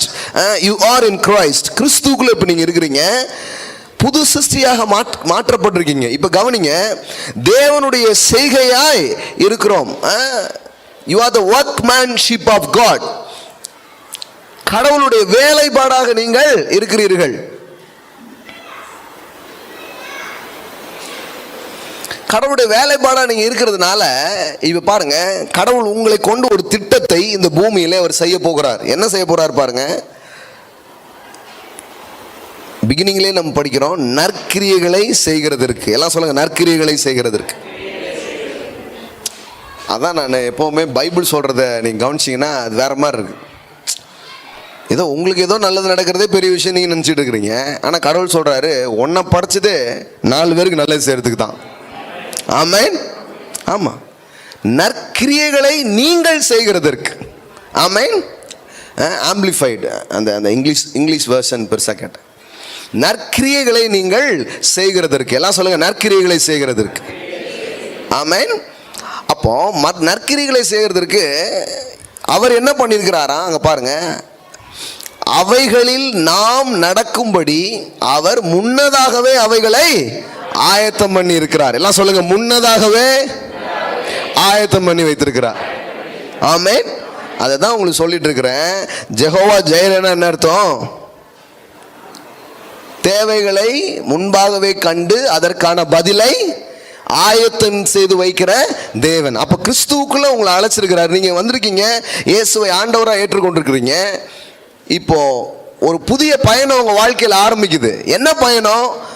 ஒரு வாழ்க்கையை வாழ, சில நல்ல காரியங்களை செய்ய என்னென்ன வேணுமோ அதெல்லாம் ஏற்கனவே ரெடி பண்ணி வச்சிருக்கிறார். ஆமென். நான் சொல்றேன், நீங்கள் தேவனுடைய திட்டத்துக்கு வெளியே இல்லை. You are in the plan of God. You are in Christ. ஆமென். இன்னைக்கு மாலையில் இது ஒரு வெளிப்பாடா உங்களுக்கு வரணும். ஏதோ பிறந்தவங்க ஏதோ வாழ்றாங்க, ஜெபம் பண்ணிக்கோங்க, அப்படி கிடையாது. நீங்க சும்மா வரல. இந்த இடத்துல சும்மா வார்த்தைகளை நீங்க கேட்டுட்டு, இது ஆன்லைன்ல கேட்கலாம், ஒருவேளை டிவியில நீங்க கேட்கலாம், எந்த நிலையில கூட நீங்க கேட்டுட்டு இருக்கலாம். நான் உங்களுக்கு சொல்றேன், you are in the plan of God, you are in the purpose of God, you are in Christ Jesus. அவர் அப்படி இருக்கிறதுனால உங்களுக்காக சில காரியத்தை அவர் முன்னாயத்தம் செய்து வைத்திருக்கிறார். எல்லாம் சொல்லுங்க, முன்னதாகவே அவைகளை ஆயத்தம் பண்ணி இருக்கிறார். ஆமென். அவைகளில் நீங்கள் நடக்கும்படி அவர் முன்னாயத்தம் என்ன பண்ணிருக்கிறாரு? செய்திருக்கிறார். அப்படின்னு அர்த்தம், நீங்க நல்லா வாழ்றதுக்கான முன்னாயத்தத்தை மட்டும் இல்ல, சில பேருக்கு நீங்க நல்லது செய்கிற அளவிற்கு சில காரியத்தை முன்னாயத்தம் செய்து வைத்திருக்கிறார். ஆமென். இல்ல இதை இப்படி நீங்க கேட்க கூடாது, இது கரெக்டா கேட்கணும், கரெக்டா இதை புரிஞ்சுக்கணும். இது ஏதோ உங்களுக்காக இப்போ ஏதோ எனக்கு தேவையான அரிசி பருப்பு அவர் ஆயத்தம் பண்ணி வச்சிருக்கிறாருனாலே சந்தோஷம் தான். ஆனா அப்படி சொல்லல. ஏனெனில் நீங்கள் நற்கிரியைகளை செய்யும்படி நீங்க என்ன பண்ணிருக்கிறீங்க? சிருஷ்டிக்கப்பட்டிருக்கிறீங்க. ஆமென். மறுபடியும் ஒரு படைப்பு ஒன்று நடந்திருக்கிறது உங்க வாழ்க்கையில.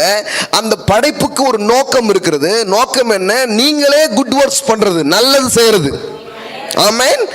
நல்லது செய்யறதுன்னா நல்லதை பெறுவதை பார்க்கலும் இன்னும் மேலான ஒரு காரியம். நீங்க நல்லது செய்யறது மட்டும் இல்ல, அப்படி நல்லது செய்யறதுக்கு என்னெல்லாம் வேணும்? சும்மா நல்லது செஞ்சிட முடியுமா? சும்மா நற்கிரியைகள் பண்ண முடியுமா? சும்மா பண்ண முடியாது. செய்யணும்னா சாதாரணமான விஷயம் இல்லை. இப்போ இந்த பட்டணத்தில் எத்தனையோ நற்கிரியைகள் நம்ம இன்னும் செய்யணும். ஏற்கனவே கொஞ்சம் செஞ்சுட்டு இருக்கோம், இன்னும் நிறைய செய்யணும். எப்படி செய்ய முடியும்? செய்யும்படியாக தான் அழைக்கப்பட்டிருக்கிறோம். எப்படி செய்ய முடியும்னா, எந்த விதத்திலிருந்து அதை செய்ய முடியும் அப்படின்னா, அப்படி நாம் செய்யும்படியே சில காரியத்தை அவர் ஏற்கனவே ரெடி பண்ணி வச்சிருக்கிறாராம். ஆமென். எல்லாம் சொல்லுங்க, முன்னாயத்தம் செய்து வைத்திருக்கிறார். ஆமென். அப்போ கடவுளுடைய தன்மை எப்படி இருக்குது, கடவுள் எப்படி இயங்குகிறார், தேவன் எப்படி காரியத்தை பார்க்கிறாருன்னா, உங்களை அழைத்த நாள்லே பார்க்குறாரு.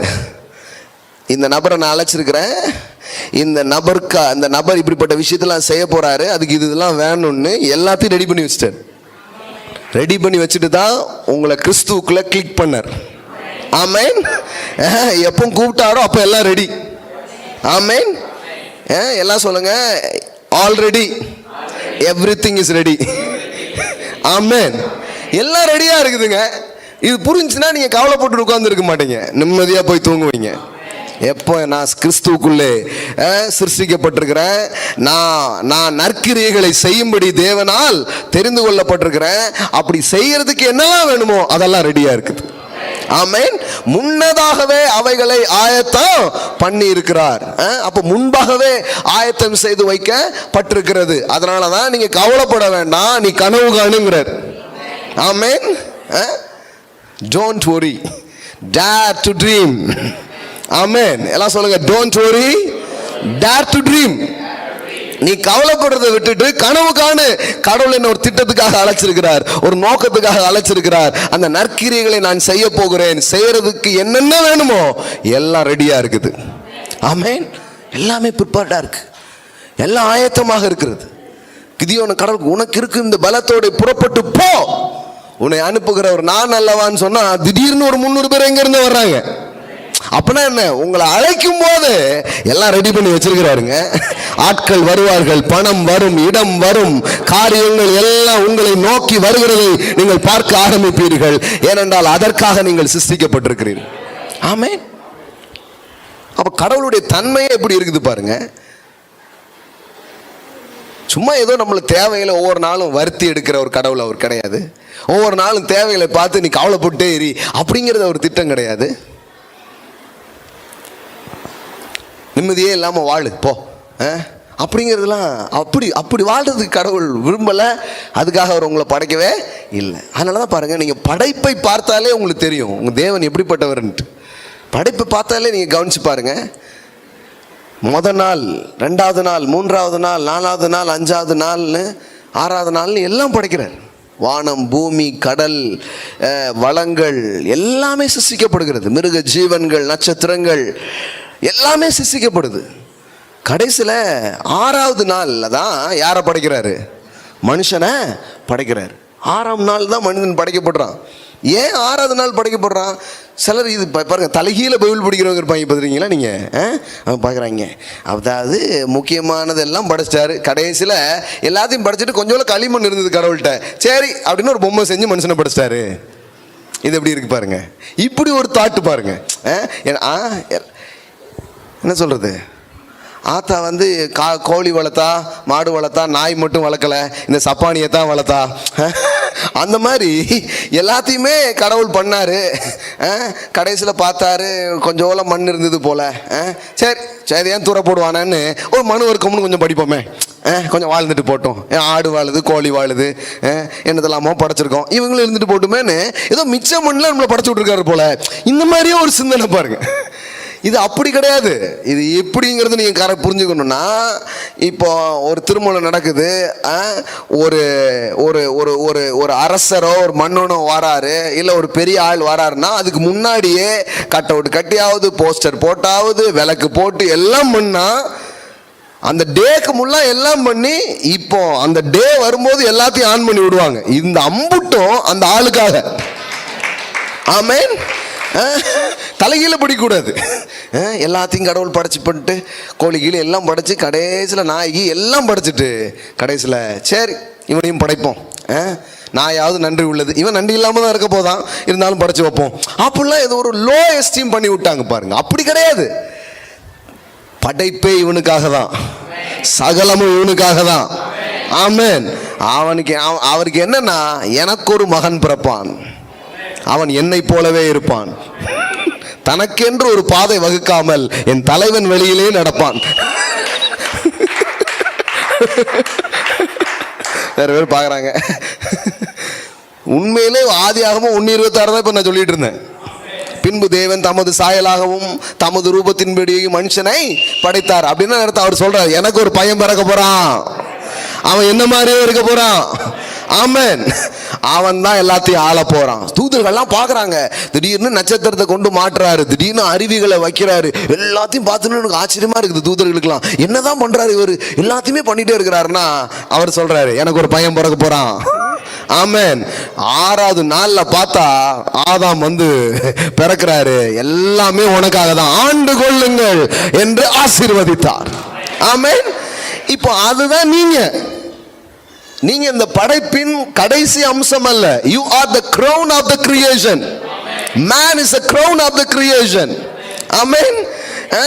சும்மா கிடையாது பாருங்க. மனுஷன் எல்லாத்தையும் மனுஷனை திட்டி அவனை வந்து லோவாக்கியே பேசி விட்டாங்க. நீங்க எங்கேயாவது போனீங்கன்னா உங்களுடைய எஸ்டீமை குறைச்சி பேசுற இடத்துல உட்கார்ந்துடாதீங்க ஒரு நாள். ஏன்னா கடவுள் ஒரு நாள் உங்களை ஒரு மதிப்பற்றவர்களாக படைக்கவில்லை, உங்களை ரொம்ப மதிப்பா படைச்சிருக்கிறார். ஆமென். உங்களை யார் மதிப்பா பாக்குறாங்களோ இல்லையோ, இன்னைக்கு மாலையில் நான் சொல்றேன், தேவாதி தேவன் கடவுள் உங்களை படைத்த சிருஷ்டிகர்த்தர் உங்களை மதிப்பாக பார்க்கிறார். அதனாலதான் அவர் சொல்றாரு, அவன் பார்த்ததை வச்சு நீ யோசித்துக்காத, உன்னை பத்தி நீ என் பார்வையில் அருமையானபடியினால் கனம் பெற்றாய், நானும் உன்னை சிநேகித்தேன். ஆமென். மனுஷன் பார்க்கிறபடி நான் பாரேன், அவன் முகத்தை பார்க்கிறான், நானோ இருதயங்களை பார்க்கிறேன் அப்படி சொல்றார். ஆமென். இந்த 5 காசுக்கு பிரயோஜனம் இல்லாத சில ஆட்கள் பேசுறதெல்லாம் வச்சு என்ன இப்படி சொல்லிட்டாங்கன்னு நீ உட்கார்ந்துட்டு இருக்க கூடாது. கடவுள் உங்களை பத்தி என்ன அப்படி சொன்னார், உங்களை படைச்சவர் சொல்லணும். கடவுள் உங்களை ஒரு ஆடி கார் மாதிரி, ஒரு BMW மாதிரி, ஒரு ரோல்ஸ் ராய் மாதிரி, லம்புகுனி மாதிரி படைச்சு வச்சிருக்கிறாரு. இங்க யாராவது உங்களை வந்து நீ ஒரு டயருக்கு கூட பிரயோஜனம் இல்லாமாங்க உடனே அதை பிடிச்சிட்டு போய் கூடாது. நம்ம ஒரு டயர் கூட கிடையாது பிரதன்ட் இல்லைங்க, நீங்க ஒரு லம்புகுனி, நீங்க ஒரு ரோல்ஸ் ராய். ஆமென். அதுதான் கடவுள் உங்களை பத்தி சொல்ற நிஜமான மதிப்பீடுகள். ஆமென். ஏசாயா 43:4 இருக்குது பாருங்க, நீ என் பார்வைக்கு அருமையானபடியினால். கடவுள் உங்களை பார்த்து சொல்றாரு, என்ன என் கண்ணில் நீ எவ்வளவு அருமையா இருக்கிற தெரியுமா? இது கொஞ்சம் கேளுங்களேன். என் பார்வையில் நீ எப்படி இருக்கிற? அருமையா இருக்கிற.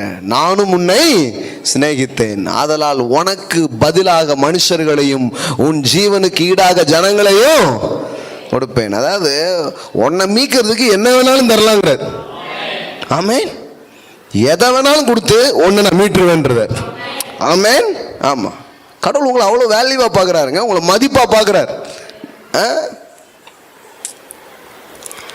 ஏன் கடவுள் வந்து மனுஷனை பார்த்து விக்கிரகங்கள் எல்லாம் உண்டாக்காதன்னு சொன்னாரு? நீ வந்து எனக்கு ஒப்பா எதையும் என்ன பண்ணாத, உண்டாக்கிறாத அப்படின்னு சொன்னார் இல்லையா? எனக்கு ஒப்பாக எந்த படைப்பும் எந்த விக்கிரகத்தையும் என்ன பண்ணாத, செய்யாத அப்படின்ட்டார. ஏன் அப்படி சொன்னார் கடவுள்? ஏன் தெரியுமா? என்னுடைய விக்கிரகத்தை நான் ஏற்கனவே படைச்சிட்டு அது மீன் தான் பான்கார். எனக்கு ஒப்பாக எதையும் உருவாக்காதன்னு ஏன் சொன்னார்னா, எனக்கு ஒப்பான ஒண்ண நான் ஏற்கனவே உருவாக்கிறேன், ஒப்புறானே அது மீன் தாங்க. ஆமென்.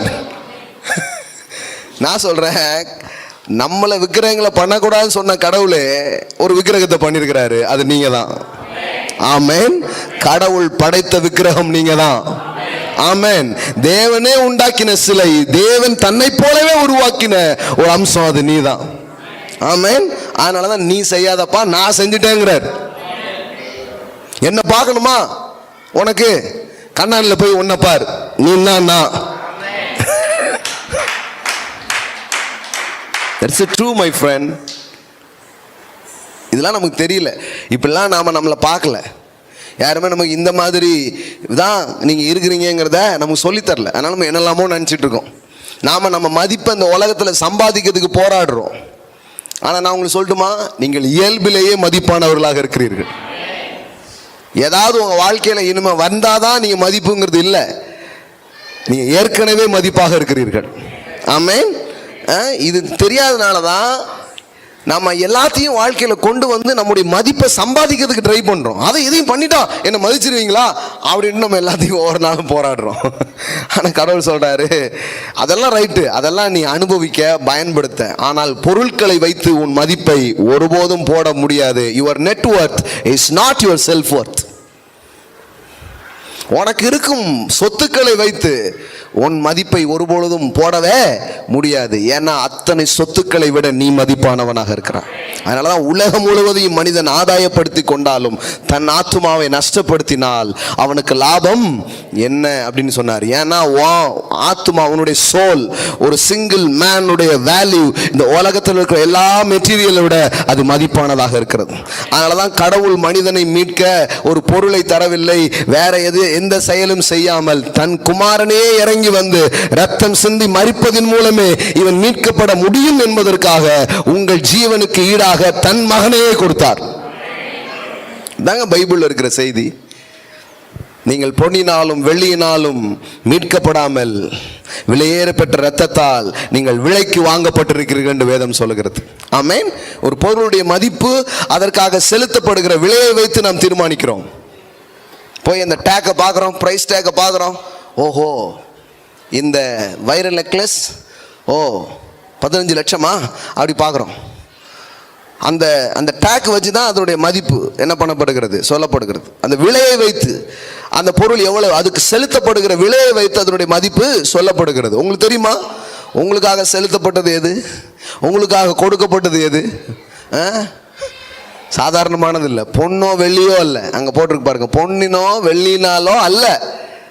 எதனால அவர் உங்களை மீட்டு கொண்டிருந்தார்னா, விலையேற பெற்ற இரத்தத்தாலே மீட்கப்பட்டவர்கள் என்று அறிந்திருக்கிறீர்களே. ஆமென்.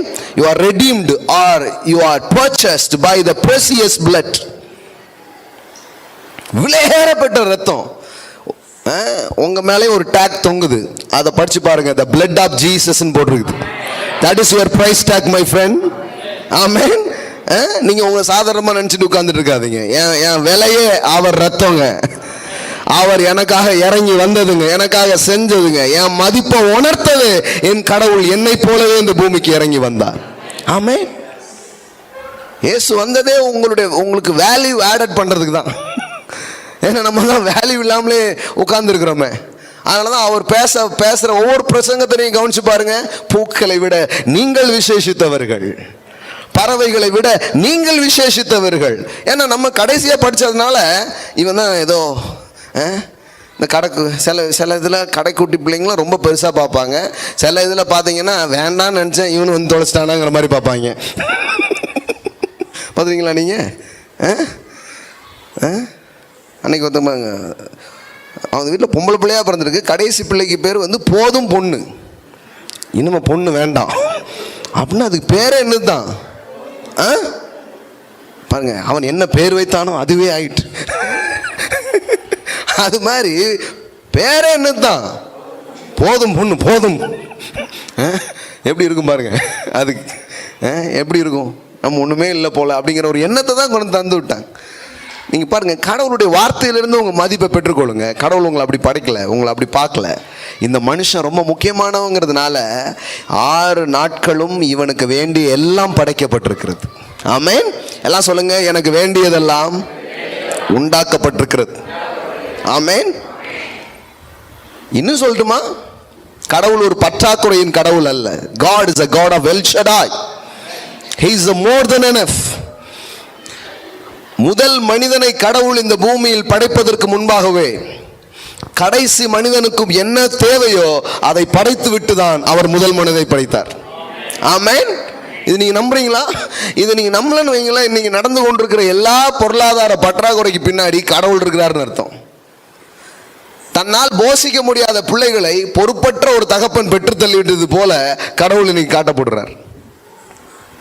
உன்னாலதான் வளர்க்க முடியல, எதுக்கு இம்புட்டு பெத்த, உன்னாலதான் ஒன்றும் செய்ய முடியல, எதுக்கு இந்த மாதிரி, அந்த மாதிரி தான் ஆயிடுது கடவுள். நான் சொல்றேன், கடவுள் எப்படிப்பட்டவர்னா, முதல் மனிதனை அவர் சிருஷ்டிக்கு முன்பாகவே கடைசி மனிதன் ஒருவன் இருக்கிறான். அவனுக்கு என்ன வேணுமோ அதெல்லாம் அந்த பூமியில இருக்குது. ஆமென். அதெல்லாம் ரெடி பண்ணிட்டு தான் முதல் மனுஷனே படைச்சாருங்க. இது இந்த உலகம் படைக்கப்பட்ட போது நடந்த ஒரு நிகழ்வு. இப்போ உங்களுக்கு இன்னொரு சிருஷ்டிப்பு ஒன்று நடந்திருக்கிறது. அது என்ன? கிறிஸ்துவுக்குள்ள நீங்க மறுபடியும் சிருஷ்டிக்கப்பட்டிருக்கிறீங்க. இப்போ அந்த விஷயத்தை பவுல் பேசுறாரு. எபேசியர் 2:10 என்ன சொல்றாரு? இங்க பாருப்பா, அவர் ஆரம்பத்திலேயே ஆதியாகமத்திலே அப்படிதான் பண்ணாரு. இப்போ மறுபடியும் உன்னை கிறிஸ்துவுக்குள்ள படைச்சிருக்கிறாரு. உனக்கு ஒரு நோக்கம் இருக்கு, உனக்கு ஒரு திட்டம் இருக்குது, உனக்காக கடவுள் செலவு வச்சிருக்கிறாரு. இந்த படைப்பிலையும் அவர் அவைகளில் நீங்கள் நடக்கும்படி முன்னதாகவே ஆயத்தம் பண்ணி வைத்திருக்கிறார். ஆமென். எல்லாம் சொல்லுங்க, எனக்காக எல்லாம் முன்னாயத்தம் செய்யப்பட்டிருக்கிறது. ஆமென், ஆமென். இதை எண்ணினாலே நீங்க இளைப்பாறுதலோடு தூங்க போவீங்க.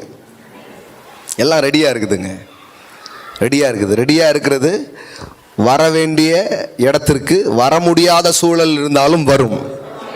ஆமென். அந்த ஆடு அங்க வர முடியாதனாலும் வரும். ஆமென். அந்த தேவை, அந்த பதில் அந்த இடத்துக்கு வர முடியாட்டனா கூட கொண்டு வருவார். ஆமென். இன்னைக்கு சாயங்காலம் சொல்ற அவர் கொண்டு வருவார். எப்படிலாம் தெரியாது, வர முடியாத ஒரு காரியத்தை வர வேண்டிய இடத்திற்கு சரியான நேரத்தில் அவர் கொண்டு வருவார். ஆமென். Because he is your provider.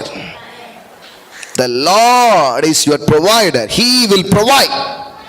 ஏன் இப்படி ஒன்று தேவை என்று உங்களுக்கு தெரியாமல் இருக்கும் முன்பே அவருக்கு அறிந்திருக்கிறது. அதான் கடவுள் தரிசனம் காண்கிற கடவுள்.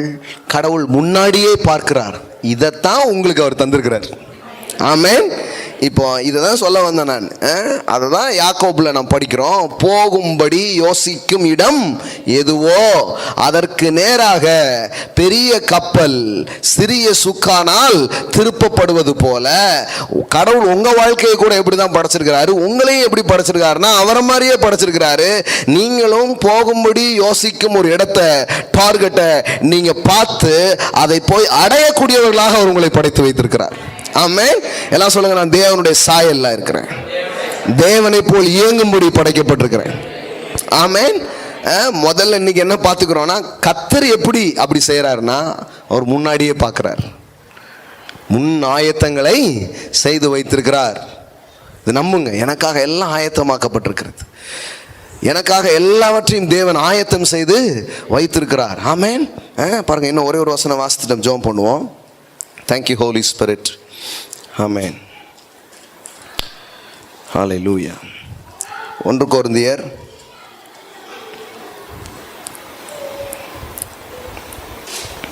2வது அதிகாரம் 9-10 பாருங்க. எழுதியிருக்கிறபடி தேவன் தம்மில் அன்பு கூறுகிறவர்களுக்கு ஆயத்தம் பண்ணினவைகளை, எல்லாம் சொல்லுங்க, ஆயத்தம் பண்ணினவைகளை. ஆமென். இது கடவுளுடைய ஒரு கேரக்டருங்க. அவரிடத்தில் அன்பு கூறுகிறவர்களுக்கு அவர் ஆயத்தம் பண்ணினவைகளை, எல்லாம் சொல்லுங்க, ஆயத்தம் பண்ணினவைகளை. அப்பனா என்ன அர்த்தம்னா, உங்களுக்காக சில விஷயங்களை அவர் ரெடி பண்ணி வச்சுட்டார். ஆமென். Already everything is ready. ஆமென். எல்லாம் ரெடி பண்ணி வச்சிருக்கிறாரு. அங்க பாருங்க, ஆயத்தம் பண்ணினவைகளை கண் என்ன பண்ணல, காணல, காது அவைகள் மனுஷனுடைய இருதயத்தில் தோன்றவும் இல்லை.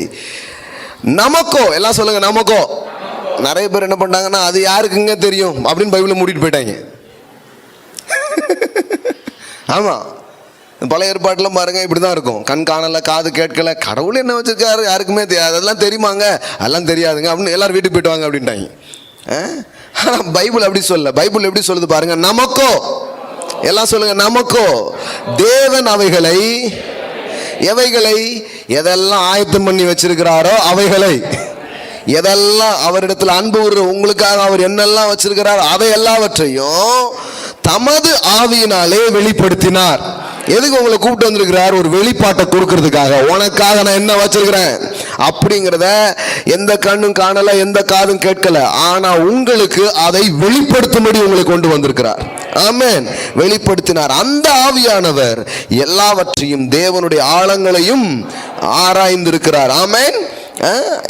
அப்போ கண் காணல, காது கேட்கல, என்ன இருக்குன்னே தெரியல அப்படின்னு தரிசனம் இல்லாத அல்லது நம்பிக்கை இல்லாத எதிர்காலத்துக்கு அவர் உங்களை கூப்பிடல, ஒரு தரிசனம் உள்ள எதிர்காலத்துக்கு உங்களை கூப்பிட்டுருக்கிறார். ஆமென். நான் சொல்லிட்டேன், நம்பிக்கை தான் தரிசனம். என்ன நம்பிக்கை? அவரிடத்தில் அன்பு கூறுகிற எனக்காக சில காரியத்தை அவர் ஆயத்தம் பண்ணி வைத்திருக்கிறார். ஆமென். அதை இந்த கண்ணால பார்க்கல, காதால கேட்கல, அது இருதயத்துல தோன்றல, ஆனா தேவன் அவைகளை உங்களுக்கு வெளிப்படுத்துகிறார். ஆமென். நீங்க தேவ ஆவியானவர் வந்திருக்கிறதே எதுக்குன்னா அந்த வெளிப்பாட்டை உங்களுக்கு தருவதற்கா. ஆமென். உன் பிள்ளைக்காக இதை வச்சிருக்கிறேன், உன் பிசினஸ்ல இதை உனக்காக வச்சிருக்கிறேன், கிறிஸ்துவுக்குள்ளாக உனக்கு வைத்திருக்கிற அழைப்பை நிறைவேற்ற இவைகளை நான் உனக்காக வைத்திருக்கிறேன் என்று பரிசுத்த ஆவியானவர் ஒவ்வொரு நாளும் அந்த வெளிப்பாட்டை உங்களுக்கு கொடுக்கிறவராக இருக்கிறார். ஆமென். அப்போ எனக்கு ஆரம்பத்தில் தெரியாது, என்னென்ன இருக்குன்னு தெரியாது. ஆனால் வர பார்த்தா கண்ணெல்லாம் விரியுது. இதெல்லாமா வச்சிருக்கீங்க, இம்புட்டு வச்சிருக்கீங்களான்னு இப்போ பார்த்துக்கிட்டே இருக்கிறேன். இதெல்லாம் உள்ள பார்க்குறேனோ அதெல்லாம் வெளியில் பார்க்குறேன். ஆமென். அதான் நான் அடிக்கடி சொல்லுவேன், when you see the invisible you can do the impossible. நீங்கள் இல்லாததை காணும்படியாக அவர் உங்களை செய்வார். அப்படி காண்பதின் மூலம் முடியாததை நீங்கள் முடிக்கிறவர்களாக இருப்பீர்கள். ஆமென். இந்த உலகம் அப்படி ஒன்ன இமேஜின் கூட பண்ணியிருக்காது, கடவுள் அப்படிப்பட்டதை உங்களுக்காக வச்சிருக்கிறார். இன்னைக்கு சாயங்காலம் சொல்றேன் நான் உங்களுக்கு, இந்த மனிதனின் இருதயத்தில் தோன்றவில்லை அப்படிங்கிறது எப்படி வருதுன்னா, ஒருத்தன் கற்பனையின் உச்சங்களுக்கு சென்றால் கூட கடவுள் ஆயத்தம் பண்ணதை அவனால் கற்பனை பண்ண முடியாதான். வைல்ட் இமேஜினேஷன் அப்படின்னு ஒரு வார்த்தை அதில் வருது பாருங்க, நீங்கள் வாசித்து பார்த்தீங்கன்னா. அதாவது இந்த வைல்ட் இமேஜினேஷன் என்ன? இமேஜினேஷன்னா நமக்கு தெரியும், கற்பனை. வைல்ட் இமேஜினேஷன் என்னன்னா காட்டுத்தனமான கற்பனை. எல்லாம் சொல்லுங்க, காட்டுத்தனமான கற்பனை. நம்மளை கற்பனையே பண்ண விடல, அதானே? ஆனால் இங்கே காட்டுத்தனமாக கற்பனை பண்ணா கூட கடவுள் உங்களுக்கு வச்சிருக்கிறது அதை விட பெருசு. ஆமென். இன்னும் சொல்கிறேன் பாருங்க, நீங்கள் இப்படி காதால கேட்டு இருந்திருக்கவே மாட்டீங்க, யாருமே அப்படி கேட்டு இருந்திருக்கவே மாட்டாங்க. அந்த மாதிரி ஒரு வாழ்வை அவர் உங்களுக்காக வச்சிருக்கிறார், அந்த மாதிரி ஒரு பிளான் அவர் உங்களுக்காக வச்சிருக்கிறார். ஆமென். எந்த ஜனத்திலும் செய்யப்படாத அதிசயங்களையும் அற்புதங்களையும் நான் உன்னடுவே செய்வேன். ஆமென். அதை உன்னோடு இருக்கிற ஜனங்கள் காண்பார்கள். ஆமென். என்னடா இப்படியா அப்படி இந்த உலகமே வியக்கக்கூடிய, இந்த உலகமே ஆச்சரியப்படக்கூடிய, இப்படி யாருமே சிந்திக்க முடியாது, இப்படி கற்பனவே பண்ண முடியாத, இப்படி யாருமே பிளான் பண்ணி யோசித்தா கூட இப்படி ஒரு காரியத்தை பண்ண முடியாதுங்கிற ஒரு காரியத்தை தான் அவர் உங்களுக்காக வச்சிருக்கிறாராம். இப்போ பாருங்க, இது இந்த மூளையினால் அது ஒன்றும் அதுக்கு ஒரு லிமிட் இருக்கு. அதனால தான் ஆவியானவர் அதை வெளிப்படுத்தும்படி அவர் நம்மை கொண்டு வந்திருக்கிறார். ஆமென். ஆமென். எல்லாரும் எழுந்து நிற்போம். Thank you Jesus. இன்னைக்கு சொல்லுங்க, தேவனை எனக்காக நீங்க ஆயத்தம் பண்ணியிருக்கிற காரியங்கள் என்னுடைய கனவுகளுக்கும் நான் காதில் கேட்டதுக்கும் இருதயத்தில் கற்பனை பண்ணுறதை விட அது ரொம்ப பெருசாக இருக்கு. அப்படிப்பட்ட ஒன்றை உங்களுக்காக அவர் வைத்திருக்கிறார். ராமா ஷாக்கால உங்கள் கண்ணை அங்கே எங்கே வைக்க வேண்டியது இல்லைங்க, உங்கள் கண்ணை உங்கள் இருதயத்தை அவருக்கு நேராக வச்சு பாருங்க. வாழ்க்கையை அவ்வளோ பியூட்டிஃபுல்லான ஒரு எதிர்காலத்தை அவர் உங்களுக்காக திட்டமிட்டு அவர் வைத்திருக்கிறார். எந்த கண்ணும் காணவில்லை, எந்த காதுகளும் கேட்கவில்லை. உங்கள் வாழ்க்கையில் நடக்க போகிறதெல்லாம் அப்படி இருக்கும். இப்படி நாங்கள் கேட்டதே இல்லையே, அதை தான் உங்கள் வாழ்க்கையில் கடவுள் செய்ய போகிறார். உலகம் தோன்றின முதல் இப்படி ஒன்றை நாங்கள் கேட்டதில்லை, உலகம் தோன்றின முதல் இப்படி ஒன்றை நாங்கள் பார்த்ததில்லை. ஆமென். ஆமென். ஆமென். எவ்வளோ பெருசுங்கிறது பாருங்க, எவ்வளோ பெருசுங்கிறத பாருங்க. பரிசுத்த ஆவியானவர் இன்னைக்கு உங்க வாழ்க்கையில வந்திருக்கிறது காரணம் அப்படிப்பட்ட ஒன்றை உங்க வாழ்க்கையில செய்வதற்காகத்தான். ராகாமா சாண்டாலாபாரா. தேவன் தமிழ் அன்பு உறவுகளுக்காக அவர் ஆயத்தம் பண்ணின நன்மைகள் எவ்வளவு பெரியதா இருக்கிறது. எந்த கண்ணும் காணவில்லை, எந்த காதும் அதை கேட்கவில்லை, எந்த மனிதனின் இருதயங்களிலும் அது தோன்றியதில்லை.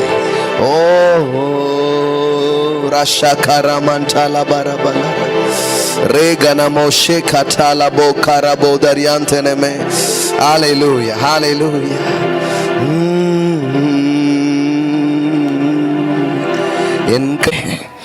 ஹalleluya. யெகோவா ஈரே, ஹalleluya. He is your daddy. அவர்தான் உங்கள் தகப்பனாய் இருக்கிறார். ஹalleluya. வாழ்க்கையின் தேவைகளை குறித்த பயத்திலிருந்து இன்றே உங்களுக்கு ஒரு விடுதலை உண்டாகட்டும். ஆமென், ஆமென். வாழ்க்கையின் எந்த காரியங்களை குறித்தும் எந்த தேவைகளை குறித்த அச்சங்களில் இருந்து இந்த மாலையில உங்களுக்கு ஒரு விடுதலை வரட்டும். இந்த தேவைகளை குறித்த பயத்திலேயோ அச்சத்திலேயோ நான் வாழ மாட்டேன். The Lord will provide and He will provide. மலையில் பார்த்து கொள்ளப்படும் என்று ஆபிரகாம் சொன்னான். உங்களுக்கும் எனக்கும் மலையில் பார்த்து கொள்ளப்பட்டது.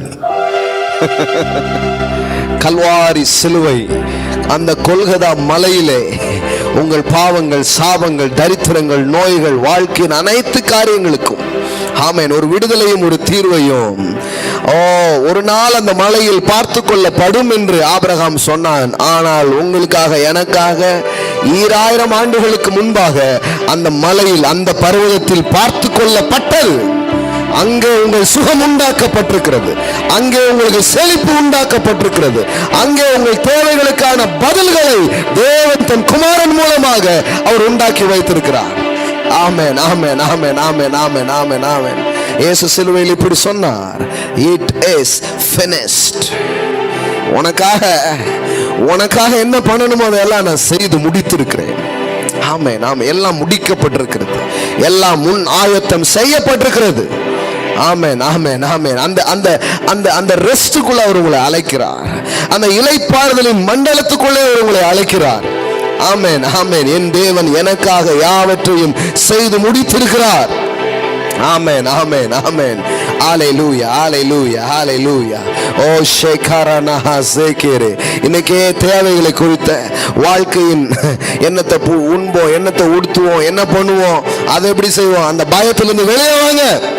உங்களுக்கு ஒரு பிள்ளையை கொடுத்துருப்பாருன்னா அந்த பிள்ளைக்கு என்னெல்லாம் செய்யணுமோ எல்லாத்தையும் ரெடி பண்ணி அவர் வச்சிருக்கிறார். ஆமென். உங்களை ஒரு ஊழியத்திற்காக அழைத்திருக்கிறார் என்றால் அதற்கு என்னெல்லாம் வேணுமோ அதை ரெடி பண்ணி அவர் வைத்திருக்கிறார். உங்களை ஒரு தகப்பனாக அழைத்திருக்கும் பொழுது சில காரியங்களை எல்லாம் உங்களுக்காக அவர் ஆயத்தம் செய்து வைத்திருக்கிறார்.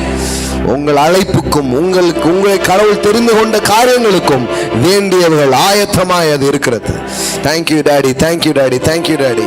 இந்த மாலை வேளையில ஆமென், கண் காணாத காது கேட்காத காரியங்களை, இருதயங்கள் உணராத காரியங்களை கூட பரிசுத்த ஆவியானவர் ஒரு வெளிப்பாட்டை போல பிள்ளைகளுக்கு கொடுப்பீராக. அவர்களுக்காக நீர் வைத்திருக்கிற நல்ல திட்டங்களை அவர்கள் பார்க்கத்தக்கதாக, அவர்களுக்காக நீர் உண்டாக்கி வைத்திருக்கிற காரியங்களை காணத்தக்கதாக தேவன் அவர்களுக்கு ஒரு வெளிப்பாட்டை கொடுப்பீராக. ஹalleluya, ஹalleluya. யெகோவா ஈரே. ஆமென், ஆமென். He is my provider. அவர் எல்லாவற்றையும் எனக்காக ஆயத்தம் செய்து வைத்திருக்கிறார் என்பதை காண உங்களுக்கு உதவி செய்யுங்க. ஹalleluya, ஹalleluya. இந்த மாலையில் அந்த வெளிப்பாடோடு போகட்டும். கர்த்தருடைய பர்வதத்தில் பார்த்து கொள்ளப்பட்டிருக்கிறது என்கிற வெளிப்பாடோடு போகட்டும். இயேசுவின் சரீரத்தில் அது பார்த்து கொள்ளப்பட்டிருக்கிறது. இயேசுவின் முள்முடியினால் அது பார்த்து கொள்ளப்பட்டிருக்கிறது. இயேசுவின் காயங்களால் அது பார்த்து கொள்ளப்பட்டிருக்கிறது. ஆமென். இயேசுவின் மரணத்தாலே உயிர்த்தெழுதலாலே அது பார்த்து கொள்ளப்பட்டிருக்கிறது. அந்த மலையில் எல்லாம் பார்த்து கொள்ளப்பட்டிருக்கிறது. எல்லாம் முடிக்கப்பட்டிருக்கிறது, எல்லாம் எனக்காக செய்து முடிக்கப்பட்டிருக்கிறது. ஆமென். அவைகளிலே நீங்கள் நடக்கும்படி சும்மா ரெடி பண்ணி மட்டும் வைக்கிற ஒரு தேவன் மட்டுமல்ல. இந்த மாலையில் இப்படி ஒரு போதனை நீங்க கேட்கறீங்கனாலே அதுக்குள்ள step in into the dream of God. அதுக்கு அவைகளுக்குள்ளே அவர் உங்களை நடத்த அவர் விரும்புகிறார். ஆமென். எதை உங்களுக்காக ரெடி பண்ணி வைத்தாரோ அதற்குள்ள நீங்க வாக் பண்ணும்படியாக, அதற்குள்ள நீங்கள் நடக்கும்படியாக அவர் உங்களை நடத்துகிற தேவனாய் அவர் இருக்கிறார். ஓ ஷாகாந்தா ரபா லா கதாரா. ஒருவேளை உங்க வாழ்க்கை எங்கேயோ போயிட்டு இருந்தா கூட இந்த மாலையில் இந்த வார்த்தையை கேட்கிறவங்களுக்கு சொல்றேன், தேவனுடைய திட்டங்களுக்கு நேராக தேவன் மீண்டுமா உங்க வாழ்க்கையை அவர் கொண்டு வந்து சேர்க்கிற ஒரு தேவனா இருக்கிறார். ஆமா, உங்க வாழ்க்கை எங்கேயோ போயிட்டு இருந்தா கூட அங்கிருந்து அப்படியே டர்ன் பண்ணி தெற்கத்தி வெள்ளங்களை திருப்புவது போல தேவனுடைய வாழ்க்கையை திருப்புகிறார் இந்த மாலை வேளையில. ஆமென். தேவனுடைய திட்டங்களுக்கு நேராக உங்க வாழ்க்கை திருப்பப்படுகிறது. அவர் உங்களுக்காக ஆயத்தம் பண்ணினவைகளுக்கு நேராக உங்கள் வாழ்வு திரும்பப்படுகிறது. இன்றைக்கு ஓ ஷாகா மாகோட்டாலா போரா. தேவன் உங்களுக்கான லக்கை, தேவன் உங்களுக்காக வைத்திருக்கும் லக்கை அடையும்படியாக, எதிர்காலங்களை அடையும்படியாக அவர் உங்க வாழ்க்கையை இன்றைக்கு திருப்புகிறார். ராபோஹோசா தேரே மாட்டாலா பாரா. Glory, glory, glory, glory, glory, glory. Thank you அப்பா, thank you அப்பா, thank you அப்பா. இந்த மாலையிலே நமக்கோ அவைகளை தம் ஆவியினால் வெளிப்படுத்தினார் என்று எழுதியிருக்கிறது. ஆமென், ஆமென், ஆமென், ஆமென், ஆமென், ஆமென். கனவுகளை காணட்டும் சுவாமி. கவலைப்பட்ட நாளெல்லாம் போட்டும், ஓடி பண்ண நாளெல்லாம் போட்டும், பரிசுத்த ஆவியானவர் அவர்கள் மீது ஊற்றப்பட்டு தேவ ஆவியானவர் மூலம் பார்க்க வேண்டியதை பார்க்கட்டும், எதிர்காலங்களை பார்ப்பார்களாக, வருங்காரியங்களை அறிவிக்கிற தேவ ஆவியானவர், வரப்போவதை முன்னறிவிக்கிற பரிசுத்த ஆவியானவர். ஓ இந்த இரவு நேரங்களிலே ஆமென் ஒவ்வொருவருக்கும் அந்த வெளிப்பாடு உண்டாகட்டும் சுவாமி. ஆமென், ஆமென். வெளிப்படுத்துகிற பரிசுத்த ஆவியானவர், வரப்போகிறவர்களை அறிவிக்கிற பரிசுத்த ஆவியானவர். இதுதான் உனக்காக நான் வச்சிருக்கிறேன், கவலைப்படாத, இதெல்லாம் உனக்காக நான் பிளான் பண்ணி வச்சிருக்கிறேன். காட்டுங்க சுவாமி, உங்க பிள்ளைங்க கண்கள் காணட்டும். ஆமென். ஆவியானவரின் வெளிப்பாட்டை அவர்கள் பார்க்கட்டும் சுவாமி. ஆமென், ஆமென். ஆபிரகாம் விசுவாச பயணத்தை மேற்கொண்டான். அவனுக்கான பதில் அந்த மலைக்கு அந்த பக்கம் இருக்கிறது அவனுக்கு தெரியாது. ஆனா அவன் போய்கிட்டே இருந்தான். இதுதான் ஆண்டவர் நம்மளையும் கூட அழைக்கிறார்.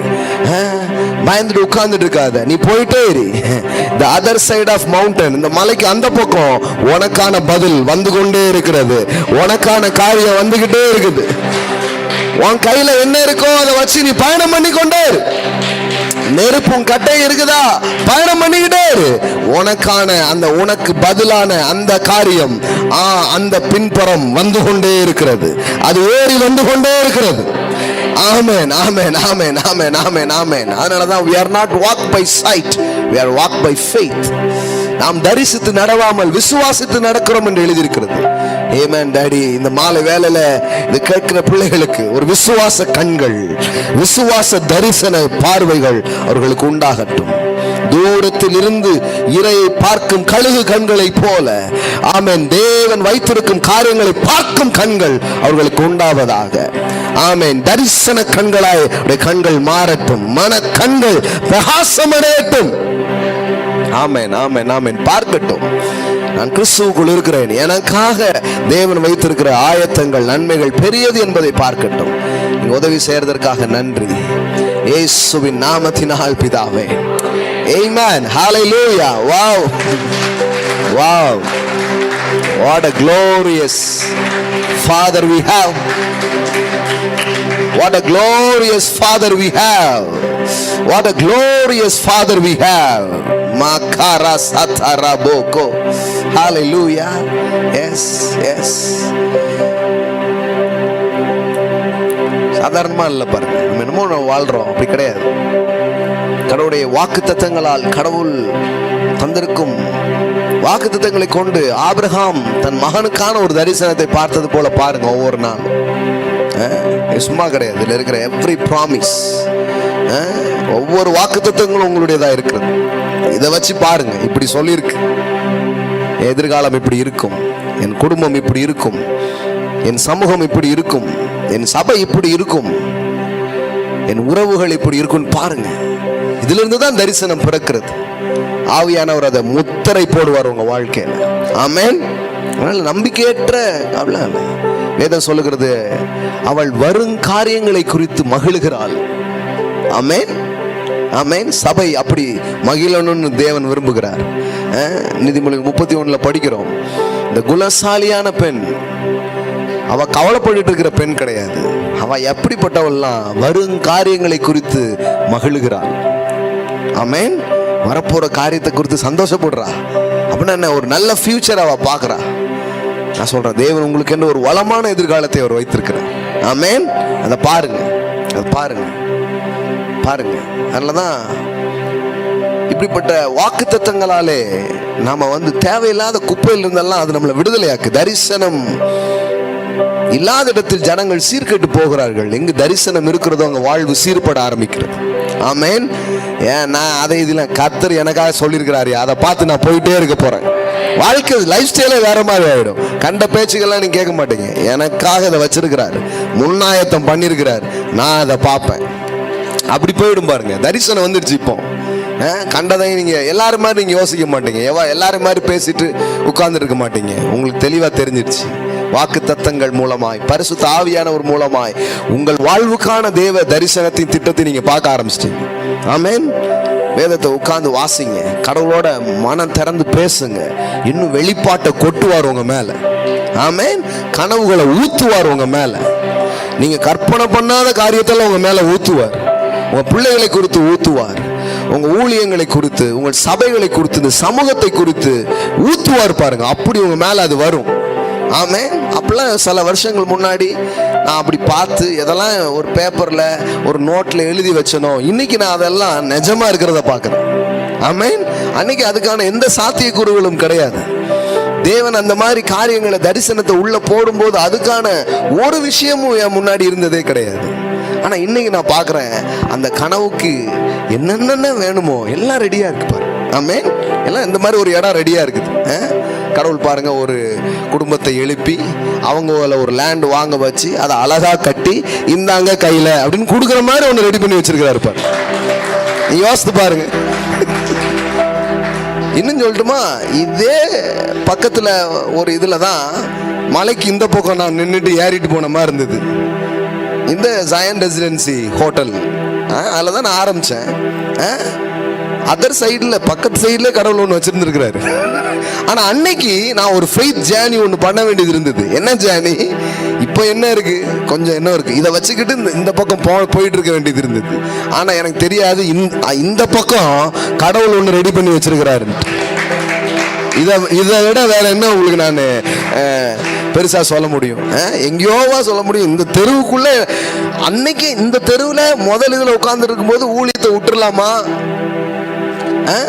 விட்டுறலாமான்னு அர்த்தம். வேற ஏதாவது செஞ்சுக்கிட்டு செய்வோம், காசு இல்லை, பில்டிங் கூட ஹோட்டலுக்கு இன்னைக்கு பில்லை கொடுக்க முடியல, என்ன இது அப்படிங்கிற மாதிரி தான் எனக்கு இருந்தது. கையில் இருந்தெல்லாம் போட்டாச்சு, ஒன்றும் அடுத்தால எதுவுமே இல்லைன்ட்டு. ஆனாலும் வாக்குத்தத்தம் உண்டு, நம்பிக்கைகள் உண்டு. இன்னையம் போல நாளை இருக்காது, நாளைக்கு மாறும், எகோவா ஈரே அப்படின்னு பயணம் பண்றோம் பாருங்க. பார்த்தா இந்த மலைக்கு இந்த பக்கங்கிற மாதிரி இடையில ஒரு ரெண்டு வீடு தான் இருக்கு. அதுக்கு இந்த பக்கம் பார்த்தா கடவுள் இப்படி அழகான ஒரு பில்டிங்க நமக்காக ஒரு ஆயத்தம் செய்து வைத்திருக்கிறார். ஆமே. இது உங்க கண் காண்ற ஒரு சாட்சி. இது மாதிரி எத்தனையோ காரியங்கள் இருந்திருக்கு வாழ்க்கையில். எத்தனையோ நாடுகளுக்கு நான் போக, எத்தனையோ திட்டங்களை நான் செய்ய, இன்னைக்கு பார்த்தா எல்லாமே ரெடியா இருக்கு. இது எப்படி இருக்கு தெரியுமா? நீங்க வந்தா மட்டும் போதும். புரிந்தவர்கள் பாக்கியவான்கள், புரியாதவர்கள் அதை விட பாக்கியவான்கள். கடவுள் எல்லாமே ரெடியா இருக்குதுங்க. கடவுள் உங்களை பார்த்து சொல்றாரு, நீங்க வந்தா மட்டும் போதும், எல்லாம் ரெடியா இருக்குது. ஆமென். ஆமா, இதுதான் வாழ்க்கை. எல்லாம் எனக்காக ரெடியா இருக்கு. நிம்மதியை போய் தூங்குங்க. காலையில் எழுந்து உங்களுக்கான காரியங்களை போய் தைரியமா செய்யுங்க. வாழ்க்கையில நீங்கள் யோசித்து கூட பார்க்காத திருப்பு முனைகளை உங்க வாழ்க்கையில நீங்க பார்க்க ஆரம்பிப்பீங்க. ஆமென். உங்களுக்கான இடத்தை நீங்க பார்ப்பீங்க, உங்க ஹவுஸை நீங்க பார்ப்பீங்க. ஆமென். உங்களுக்கான அந்த ப்ரமோஷன்ஸை நீங்க பார்ப்பீங்க. உங்களுக்காக கடவுள் வச்சிருக்கிற அந்த பிளான் உங்களுக்கு வரும். உங்க வாழ்க்கை துணையை தேவன் உங்க வாழ்க்கைக்கு அனுப்புவார். ஆமென். என்ன வேணாலும் இருக்கு, எல்லாம் ரெடி பண்ணி இருக்கிறார். ஜோடி சேரும் என்று நான் உங்களுக்கு சொல்லுகிறேன். ஆமென். எதுவும் தனியா இருக்காது, எல்லாம் ஜோடி சேரும். தேவ ஆவி அதை சேர்க்கும். ஆமென். இந்த மாதிரி வாழ்றதான் வாழ்க்கை பாருங்க. என்ன ஆகுமோ ஏதாவுமோ அப்படிலாம் கிடையாது. என்ன ஆகும்னு எனக்கு தெரியும். இப்பொழுது இருக்கிறதை பார்க்கிலும் 1000 மடங்கு நான் பெருகும்படி தேவனாகிய கர்த்தர் சொல்லியபடியே அவர் என்னை ஆசீர்வதிப்பார். அதான் ஆகும், வேற என்ன ஆகும்? நான் கடன் வாங்க மாட்டேன், அநேக ஜாதிகளுக்கு கடன் கொடுப்பேன். அதான் ஆகும். அதான் ஆகும்னா அதான் நடக்கும். அதான் உங்க ஐசக் சாக மாட்டார், உங்க கனவு சாகாது, உங்க யோசிப்பு சாக மாட்டான். அதெல்லாம் வரும். கடவுள் சொன்ன ஒவ்வொரு வாக்கும் நிறைவேறும். ஆமென். ஒன்றும் பொய்த்து போகாது.